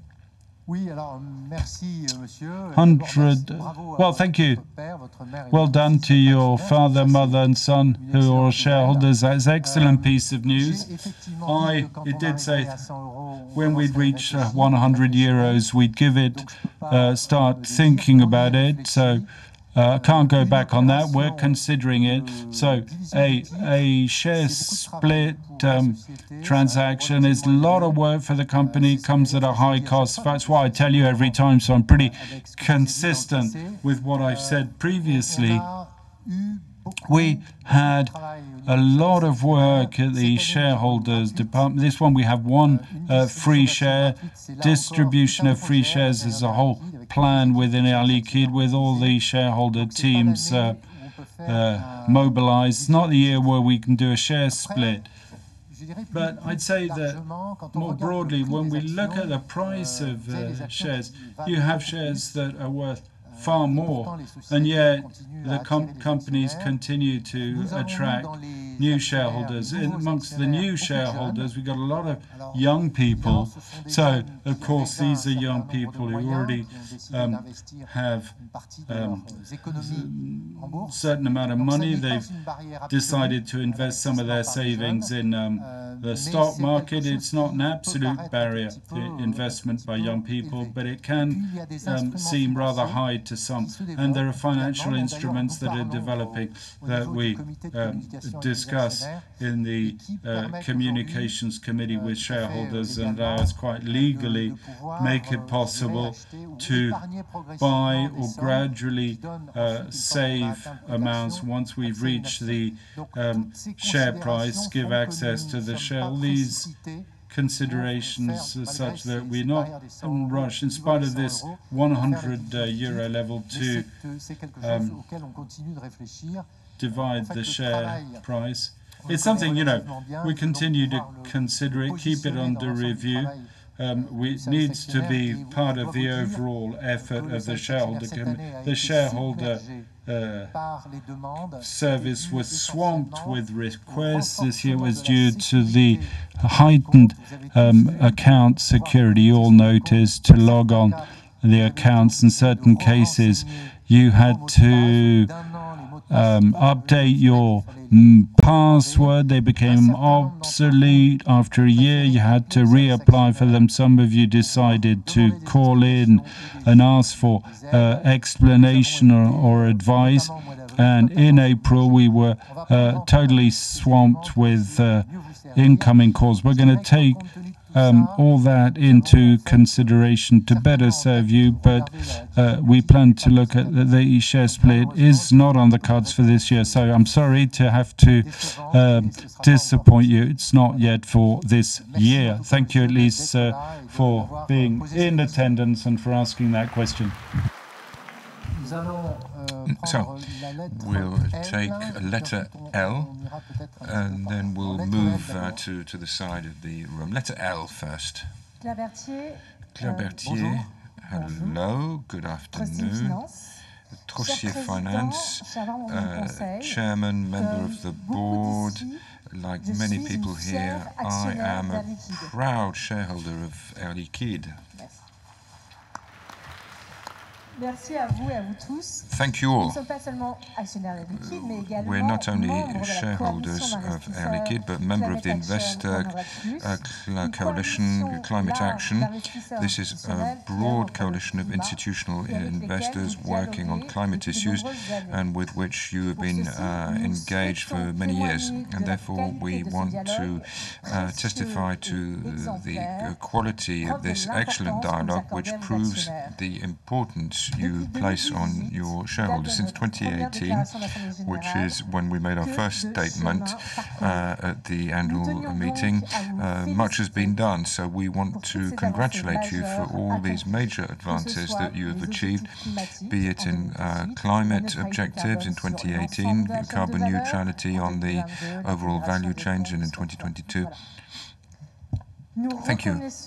We recognize that you are part of a complex ecosystem, and it's important to have the credibility, the scope of your transition plan, that it be ensured consistent with the trajectory of 1.5 rise in global temperatures. Hence my question. We would like to have more detail on the execution of your transition plan. Can you more specifically quantify your drivers for decarbonisation, in particular on Scope 3? Thank you. I'll ask François to take the question, if I may. Hello, madam. Thank you very much for your for fulsome praise, which I take on behalf of our teams who are working so hard to provide quality information, transparent information, and to be in line with the ambitions and goals of the Air Liquide Group. Now, you've emphasized this. In our industry, we are pioneers in terms of our commitment to decarbonisation and more broadly speaking, to the ISG goals. And of course, you're asking us for more information, so I'll try to give you some information. And first of all, recall that the three main drivers for reducing carbon emissions are, on the one hand, successfully using less carbonized energy, lower carbon energy, which means buying renewable energy out of 1,500 gigawatts energy were secured by the group. Second, capturing and stocking or reusing CO2 emissions from our own units. In 2023, we launched the construction, as I said earlier, of the first European unit for capturing and storing CO2 in Rotterdam, by way of an example. And the third driver is working on our assets, our existing assets and our new assets, in order to be able to produce a gas with a low carbon footprint. To illustrate this, in 2023, we signed a contract to set up an oxygen unit for a client who originally had a coal-based plant, to shift it to renewable energy, renewable power to manufacture oxygen. So this is a way of decarbonizing energy production using existing units. And for new units, what we're doing in Normandy, for example, is that we're investing in the biggest electrolyzer unit in the world to produce low carbon renewable energy at this unit. So, number one, sourcing low carbon energy. Number two, working on carbon capture and storage. And number three, working on our existing assets. Each of these components contributes each to 1/3 of our low carbon trajectory. Now, you referred to Scope 3. Scope 3 for non-specialists is looking at CO2 emissions which are not directly linked to Air Liquide's business, but which are upstream. For example, we purchase power, we purchase goods and services, or downstream, namely the emissions that may arise from the use of our products by clients in terms of CO2 emissions. So on Scope 3 is becoming increasingly important. We were the first group, an industrial gas group, to have quantitative targets. And just two examples here of what we do. Upstream, for example, we're working with our supplier in order to achieve carbon neutrality in our procurement. That's the first area. And downstream, we work with our clients in order to help them achieve carbon neutrality. For example, we've set a goal, which is that our 50 largest clients from 2025 have a carbon reduction, carbon neutral goal for 75% of the clients and for 100% of our top clients by 2050. So we're continuing, we're learning as we go along, and as you've emphasized, I think we have a genuine goal and we have specific advances here. Thank you. Thank you, François. So now we'll move on to questions we've received by text messages. We've had 110 questions sent by you by text message. These questions have been analyzed using artificial intelligence, innovative artificial intelligence, which uses semantic analysis and enables us to have a shared vision of the most important themes for you. So let's discover the top 5 themes. You can see them displayed on the screen. The themes we're interested in: outlook and strategy, hydrogen, shareholder policy, performance, energy transition and climate. We've selected a few questions. One or two of them, in fact, have already been covered, so we won't take them. But I'll start off with the favorite theme, which is what François generously left to me in our breakdown allocation of tasks. So that's white hydrogen. Now, it's paradoxical. When we talk about blue hydrogen, you asked questions about green hydrogen, and then we came to green hydrogen, and now you're asking us about white hydrogen. So I think we'll cover the whole rainbow, as it were, and at the end I think you'll have fully understood what kind of hydrogen this is. So what is Air Liquide's position regarding natural hydrogen, what we call white hydrogen, the exploration of which began last year, and the investments plan. Now, for those who are not familiar with white hydrogen, it's natural hydrogen. Natural hydrogen is formed when the Earth's surface, the hot magma, meets seawater. Magma rises, and with the presence of sand and silicium, you have a chemical reaction with the ion of magma and H2O with the water and sand. So this response breaks iron down, iron silicate, and therefore produces hydrogen. So if any scientists that I hope that I'm right in saying, and this is called serpentization. Now, this is a phenomenon that we're aware of, but scientists themselves are not all in agreement on the natural formation of white hydrogen. What can be said for sure is that each time the magma rises and it has and meets sand and seawater, potentially you have formation of hydrogen. So near to coastal areas, in some cases onshore, along the coast, and this hydrogen can be pure, that's actually quite rare, or with a 10% or 15% content of hydrogen, which means you have to purify it, which involves a cost, and it can also be low pressure, which means that we accumulate cost in order to produce it, and we don't know how deep it is at. It can be 100 or 150 meters down below the Earth's surface, or 4 kilometers down. We don't know how long it takes to form this hydrogen. So those are the conditions in which this hydrogen can be formed naturally. This is not a new theme. It goes all the way back to 1970, when the first findings were made. Many scientists have looked into it. Companies such as Total and others are exploring in order to see whether this is a major reserve or not. For the time being, we think it's a hypothetical topic that we are following.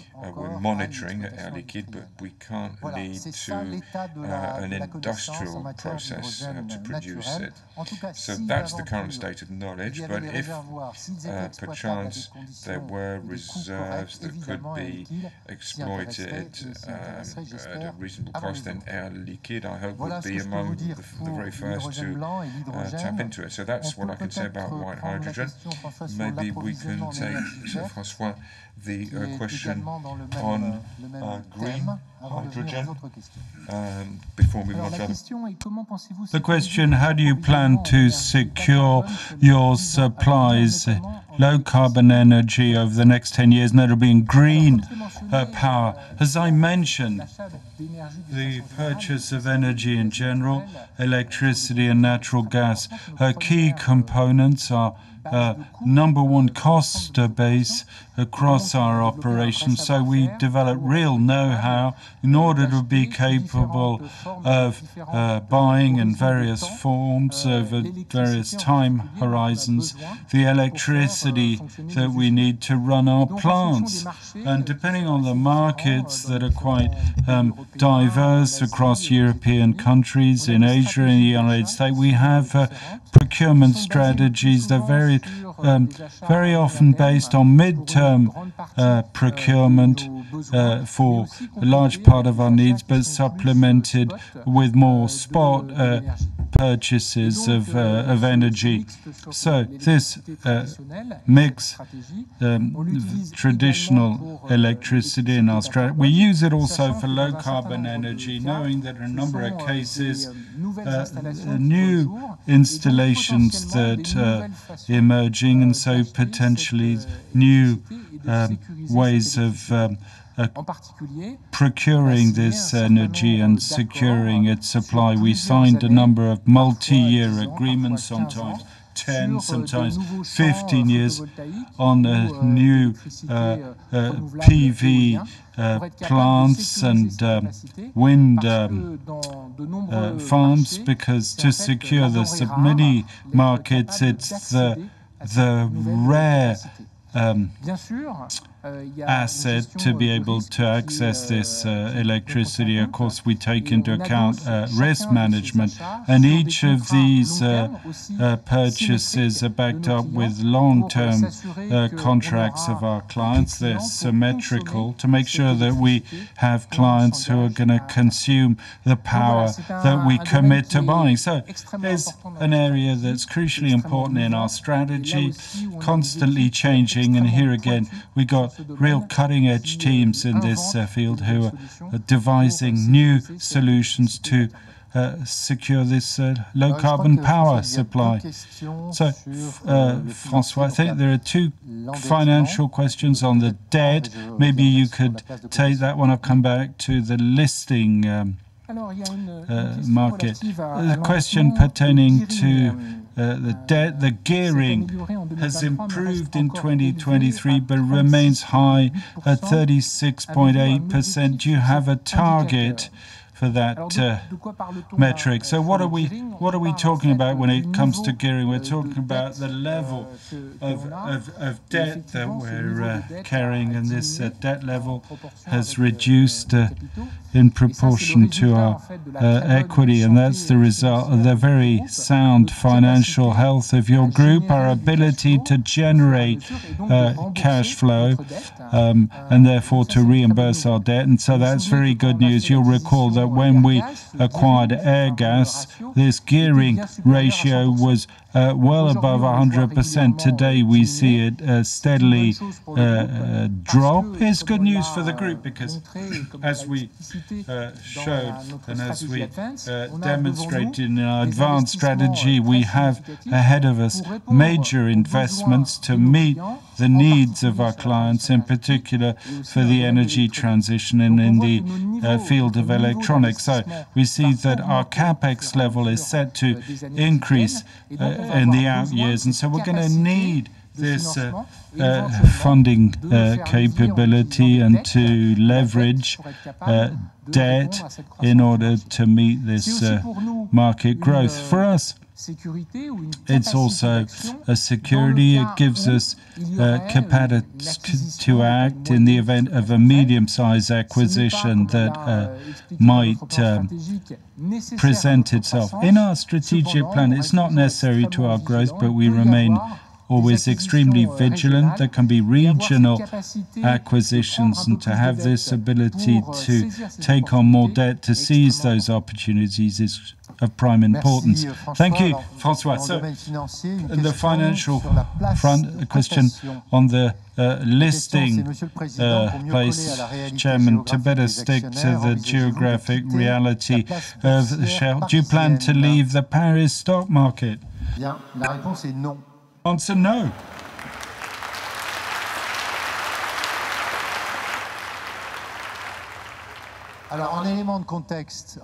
Just to give you a bit of context, some companies doing it.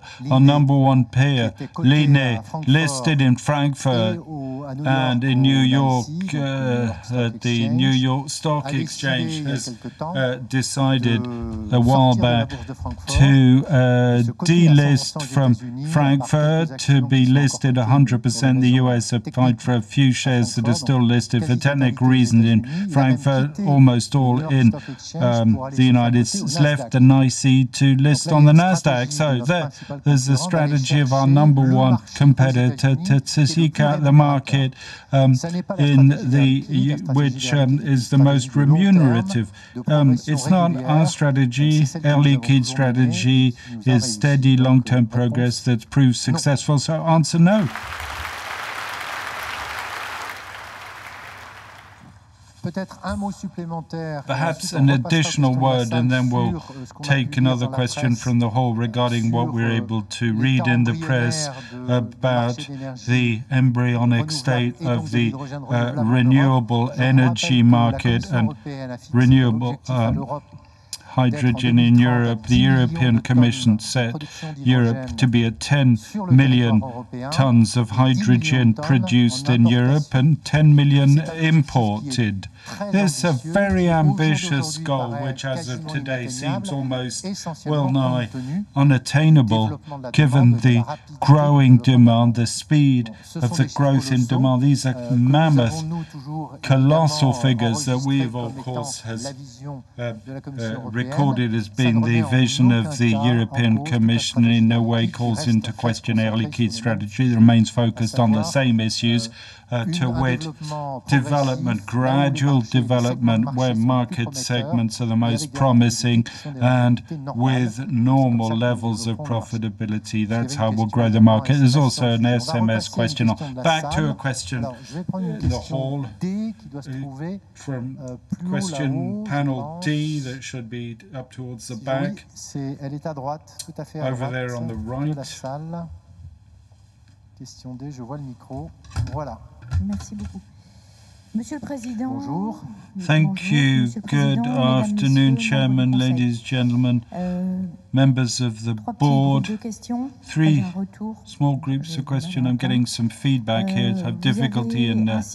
You insisted on several occasions. It was very comforting to hear that you look after your employees, partners, not to mention we, the small shareholders. It's crucially important in a world showing a lack of humanity.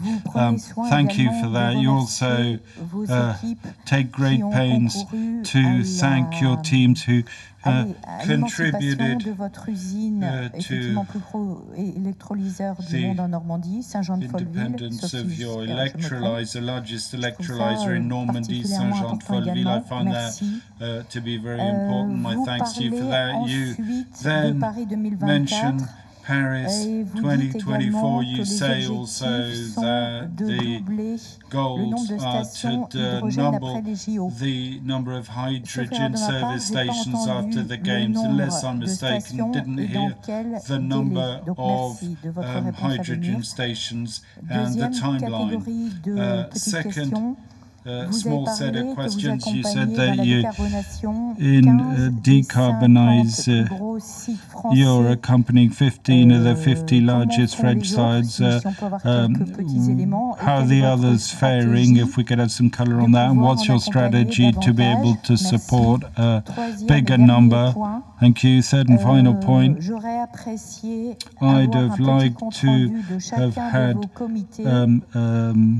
short report on each of your committees with the explanation on the CSRD. I don't know what that is, but I really liked your ambition to increase your margin twofold by 2024. Time is tight, and so your commitments are even more compelling. Thank you.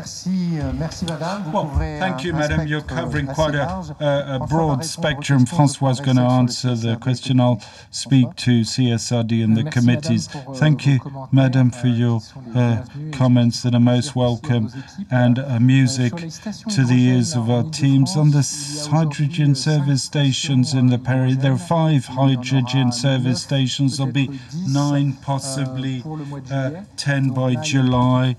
So there's a race underway. All the stations are not necessarily Air Liquide operated by Air Liquide stations, but most often facilitated by Air Liquide with technology or supply of hydrogen via Air Liquide. So there again, a sustainable improvement with about 10 stations in the Paris region. The network will be quite dense for professionals and for taxi cabs in particular. Second question on the industrial sites in France, the fact that we're already working today with 15 sites to supply low carbon solutions, and of course that's the salesman in me speaking. I'd like to work with more, but there are also a number of other solutions that exist.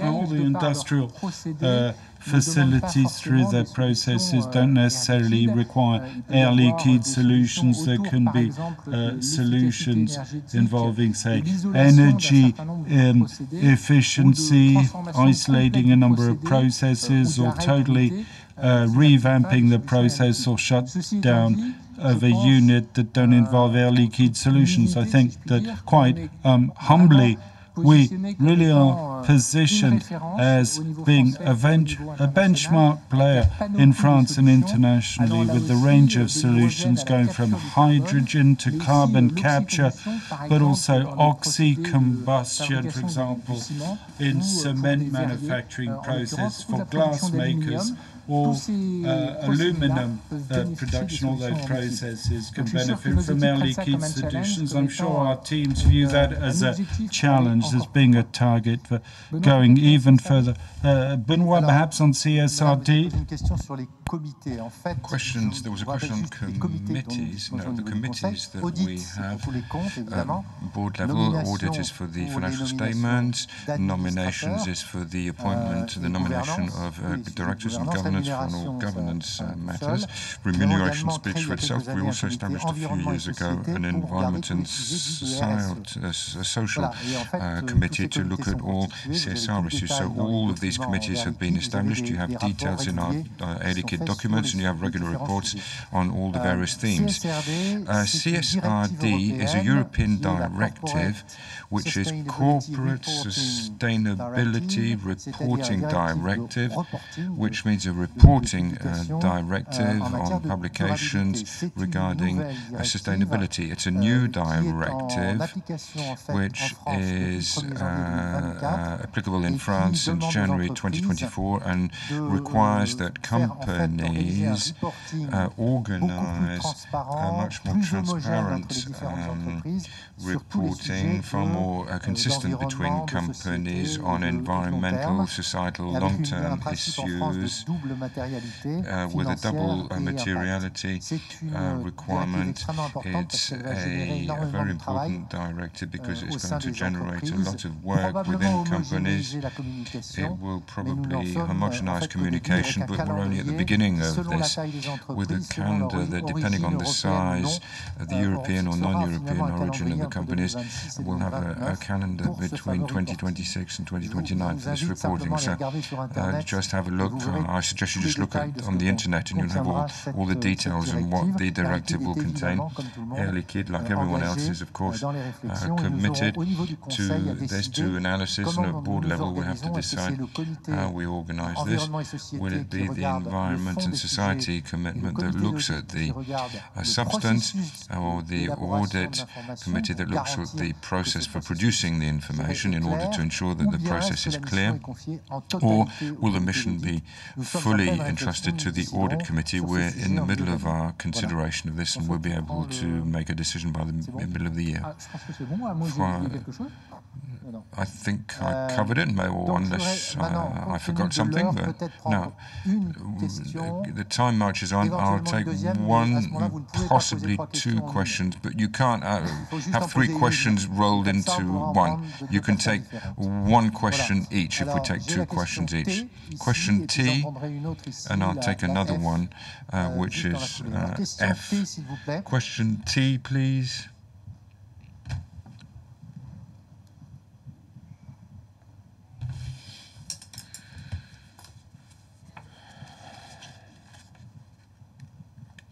La question T bouge.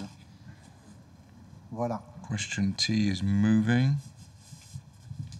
Bonjour, monsieur. Hello, good afternoon, Chairman. Hello, everybody. I've been working for 20 years in engineering at Air Liquide at Champigny-sur-Marne. We've been told that the engineering centre will move from its historic centre with a drastic reduction in our workspace and a drastic deterioration of our working conditions. My question is, are you not afraid that this will hamper the ambitions for innovation and competitiveness for the Air Liquide group by discouraging employees and experts to be able to work in under normal working conditions, and may potentially damage in the short and medium term to Air Liquide's results? Merci, François. Thank you. François, I'm going to let you handle this question. Thank you, Benoît. It's a pleasure. Bonjour, monsieur. Good afternoon, sir. Donc, le centre de The Champigny Centre is indeed an engineering centre where some of us have worked. Benoît, you worked there. I've worked there myself for a few years at the engineering centre, so I know it well. This being said, we've come to the expiry of our lease on the site, which was becoming somewhat archaic in terms of working conditions, and I've seen that for myself, and I think some of you, your colleagues, will have seen this, in particular regarding soundproofing, user-friendliness, work space.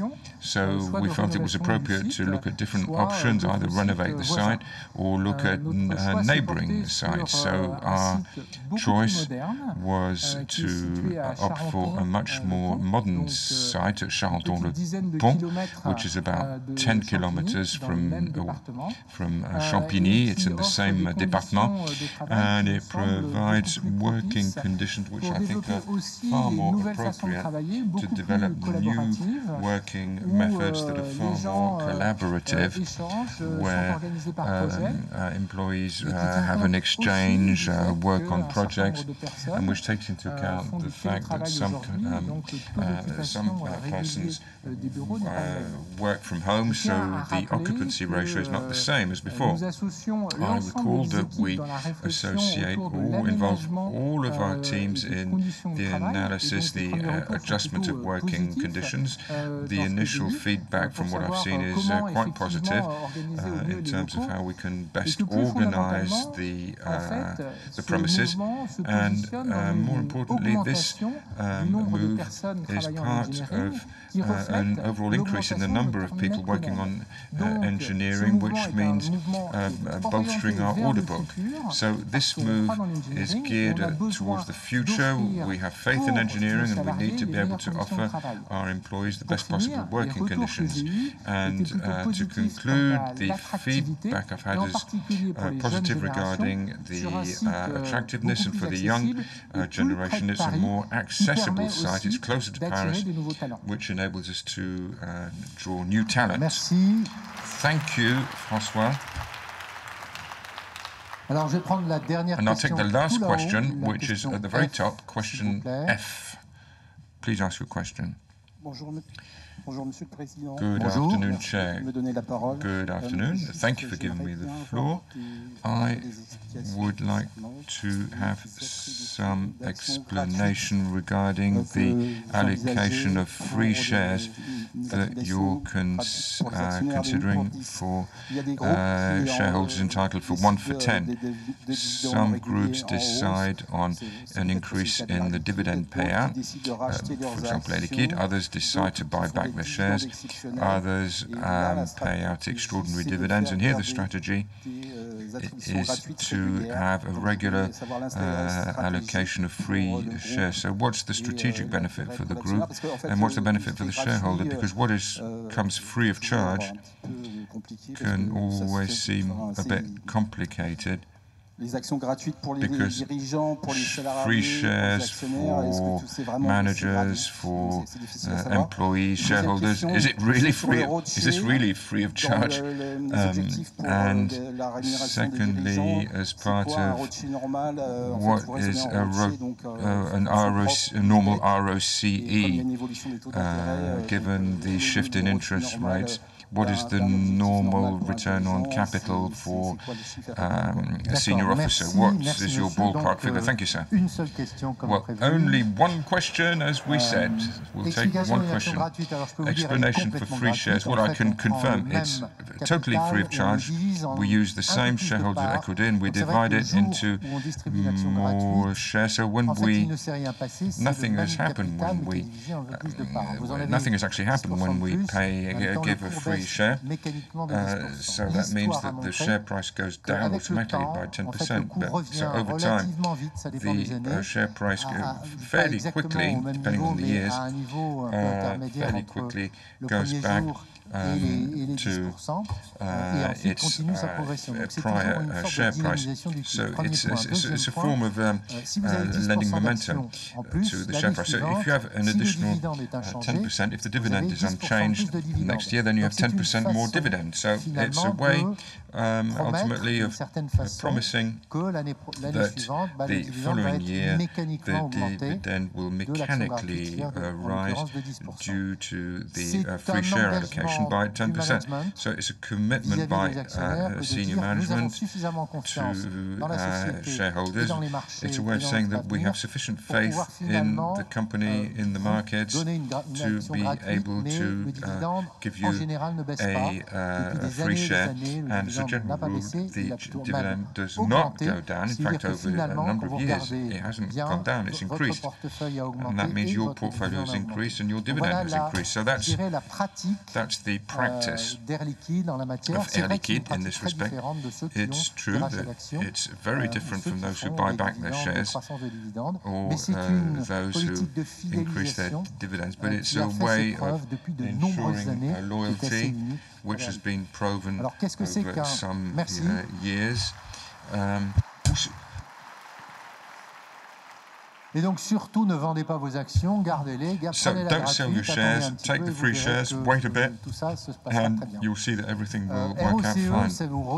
ROCE, which is return on capital employed, so that's equity and debt. And the two fundamentals of the balance sheet, our typical ROCE is around 12%, and you saw on a chart earlier, before the acquisition of Airgas, with some investment we were above 10. The ROCE went down to 7%, due to the acquisition of Airgas. We committed to go back over a 5-year period above 10%. We've met that commitment, and we now have 10.6% return on capital employed. So the ROC in our industry is a very important ratio. We look at it very, very closely because we invest in huge amounts, and in order to create value, the investment has to be profitable, and that's why we use ROC as a criterion for the allocation of shares by management. Right, so I think I've answered your question and to all the themes. Thank you all for your many questions, and I now suggest that we end the question and answers and that we move on to the vote of resolutions.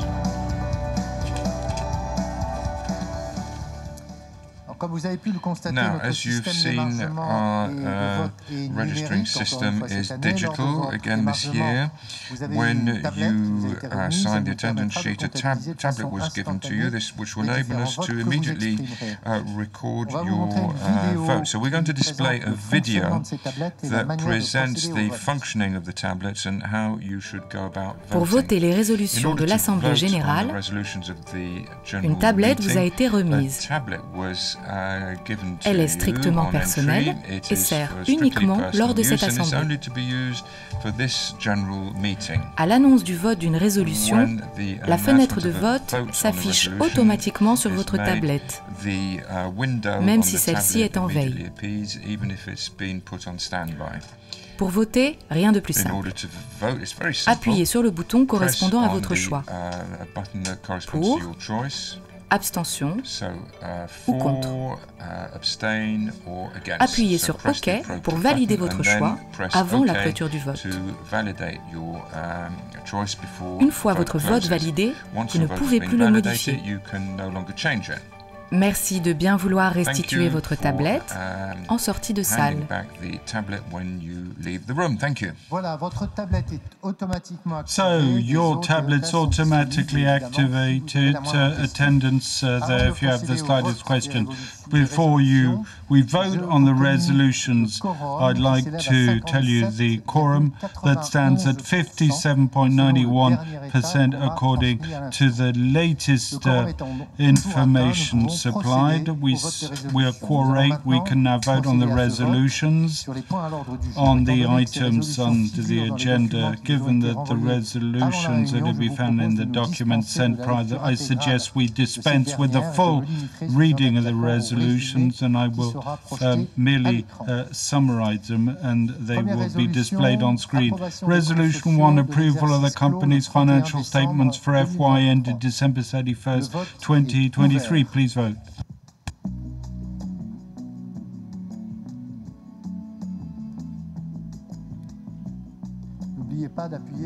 Don't forget to confirm your vote with OK once you've voted. Le vote est clos. Vote is closed.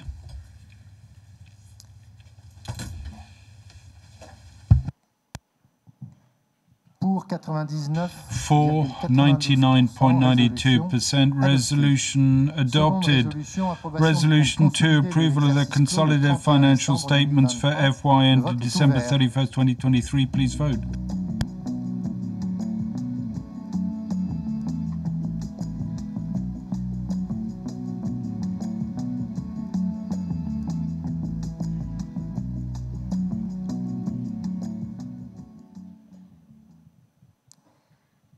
Le vote est clos. Vote is closed.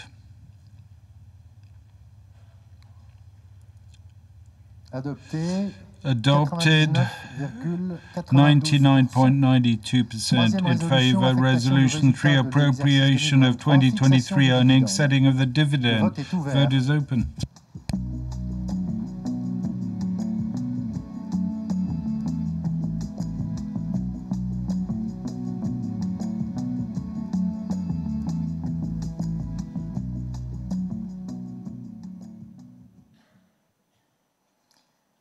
Le vote est clos. No more voting.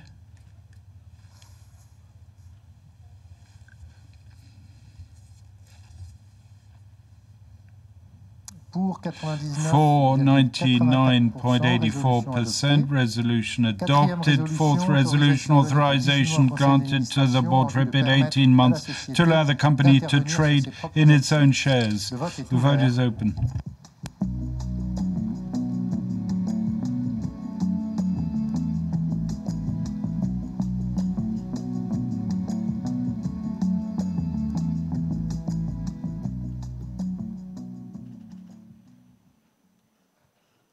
Vote est clos. Vote closed.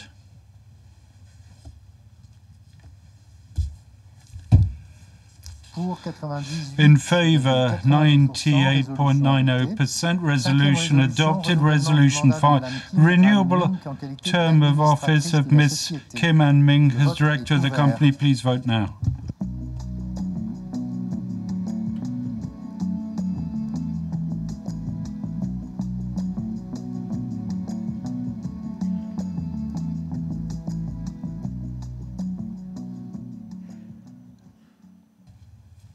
Le vote est clos. Voting closed.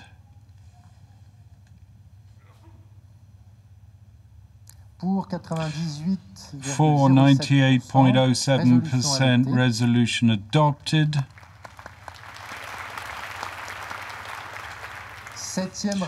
Resolution 7, Statutory Audit Special Reports on Agreements covered by the Articles. Resolution 6, Renewal of the term of office of Ms. Monica de Virgilis as Director of the company. Vote is open.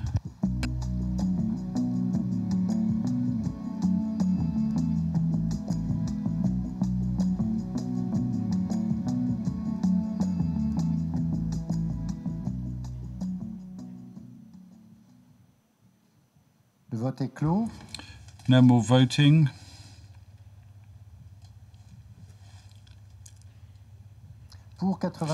In favor, 92.08%. Resolution adopted.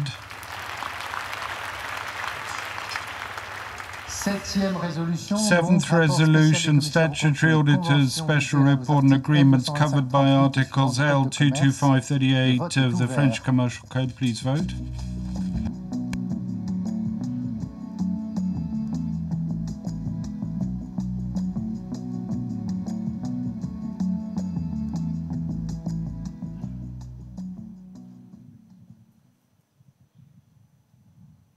Le vote est clos.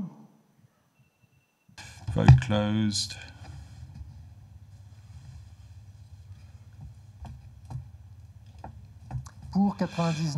For 99.84%. Resolution adopted. Eighth resolution, approval of the compensation paid during or awarded in respect of fiscal year ended December 31st, 2023. Mr. François Jacov, Chief Executive Officer, please vote.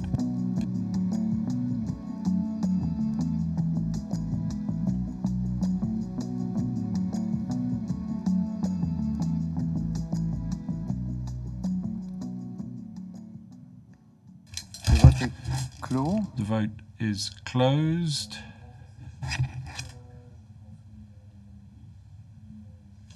For 96.71%. Resolution is adopted. Ninth resolution, approval of the components of remuneration paid during or awarded in respect of FY in December 31st, 2023 to Mr. Benoît Potier, Chairman of the Board of Directors. Vote is open.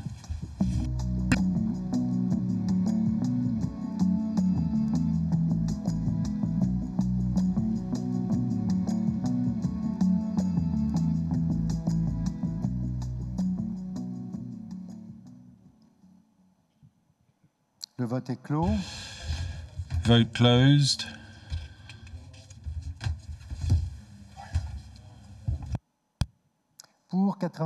For 97.62%. Resolution adopted. 10th resolution, approval of information relating to the remuneration of corporate office stated in Article L2210(9) of the French Commercial Code. Please vote now.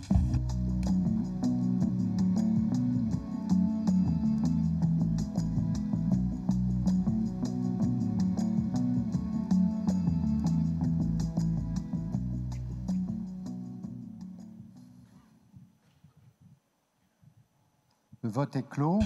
No more voting.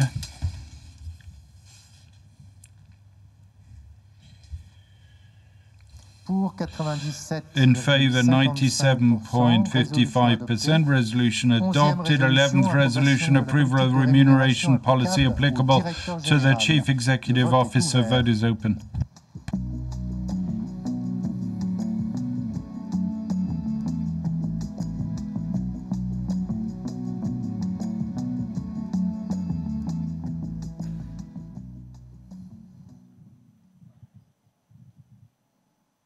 Le vote est clos. Vote is closed. Pour in favor, 94.41%. Resolution adopted. 12th resolution, approval of the remuneration policy applicable to the Chairman of the Board of Directors. Vote is open.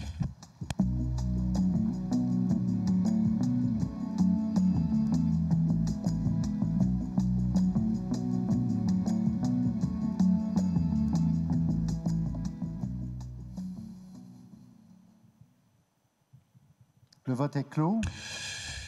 Vote is closed. In favor, 98.38%. Resolution adopted. 13th resolution, approval of remuneration policy applicable to directors. Vote is open.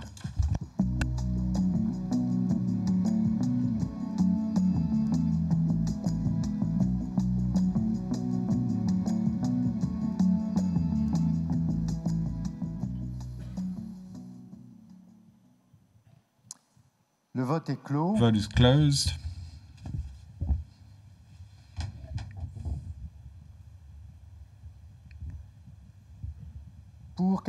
In favor, 99.46%. Resolution adopted. 14th resolution, setting of the total annual amount of directors' remuneration. Vote is open.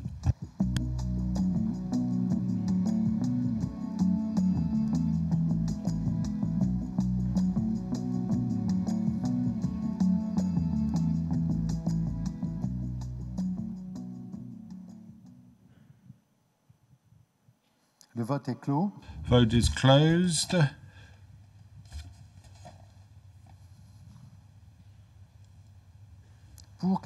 In favor, 99.22%. Resolution adopted. 15th resolution, appointment of the company PricewaterhouseCoopers Audit as statutory auditor in charge of certifying the sustainability information. Vote is open. Le vote est ouvert.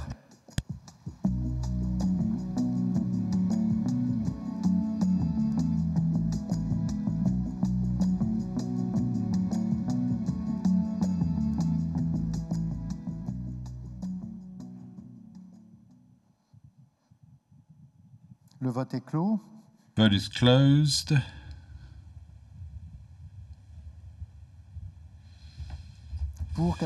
For 99.57%. Resolution adopted. 16th resolution, appointment of the company KPMG SA as statutory auditor in charge of certifying the sustainability information. Please vote.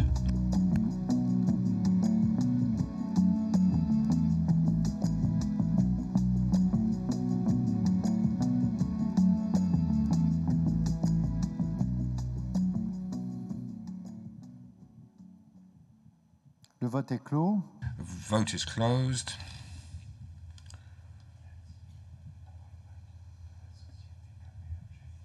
Pour 99.64%, résolution adoptée.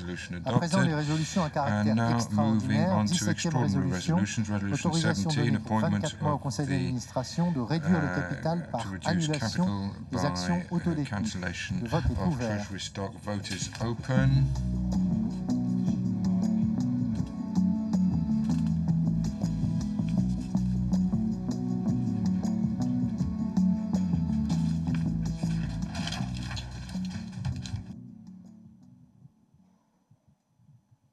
Le vote est clos. Vote closed.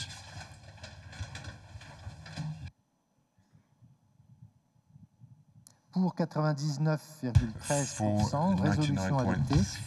18e résolution, délégation de compétences donnée pour 26 mois au conseil d'administration en vue d'augmenter le capital social par incorporation de primes, réserves, bénéfices ou autres pour un montant maximum de 320 millions d'euros. Le vote est ouvert.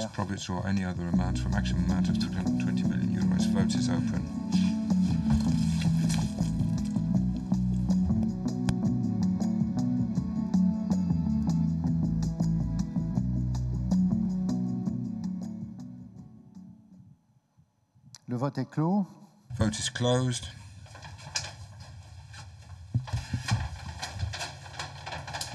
Pour 99,53%, résolution adoptée. 19e résolution, délégation de compétences donnée pour 26 mois au conseil d'administration en vue de procéder à des augmentations de capital avec suppression du droit préférentiel de subscription réservé aux adhérents à un plan d'épargne d'entreprise ou de groupe. Le vote est ouvert. Vote is open.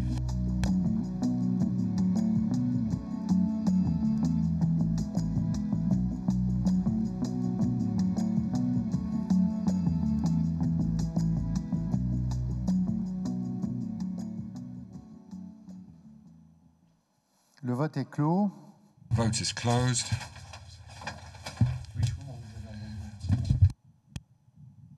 Pour 99,24%, résolution adoptée.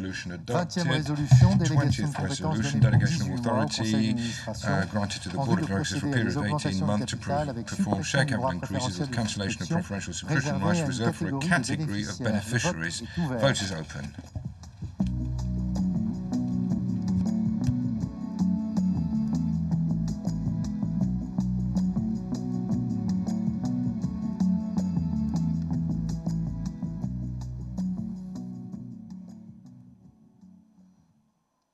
Le vote est clos.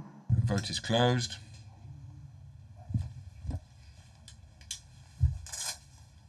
Pour 99,09%, résolution adoptée. 21e résolution, modification de l'article 11, Resolution 21, amendment to Article 11, composition of the Board of Directors, the statutes regarding the modification of the age limit applicable to percentage of directors. The vote is open.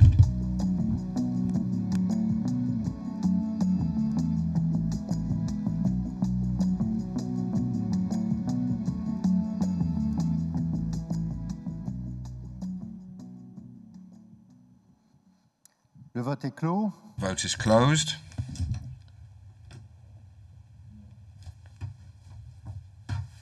Pour 97,07%, resolution adopted. 22e résolution, 22nd resolution, amendment of Article 12, which is the organisation and management of the Board of Directors, of the Articles of Association concerning the modification of the age limit for the Chairman of the Board of Directors. The vote is open.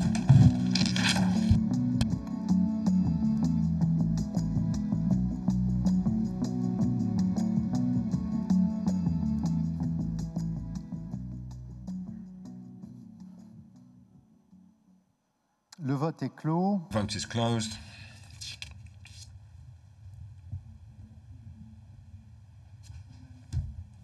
Pour 97,98%, résolution adoptée. Enfin, la résolution à caractère ordinaire, 23e résolution. 23, which is an ordinary resolution, which is passed for formalities. The vote is open.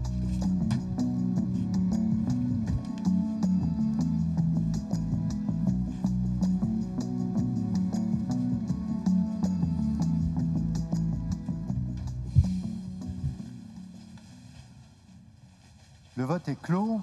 The vote is closed.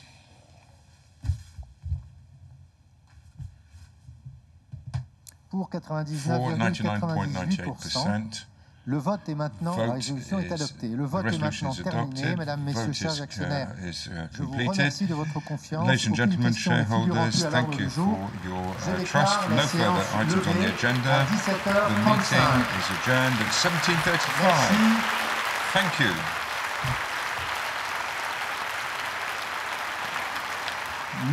Merci d'avoir participé à cette assemblée dans la salle ou par Internet. Prenez soin de vous, de vos familles et de vos proches. Merci et à bientôt. And your loved ones. Thank you so much. See you soon.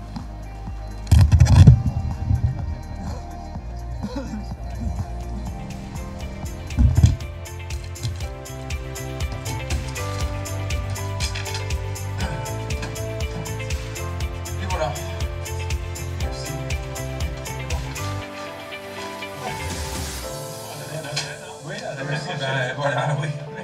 Merci Christophe. Merci.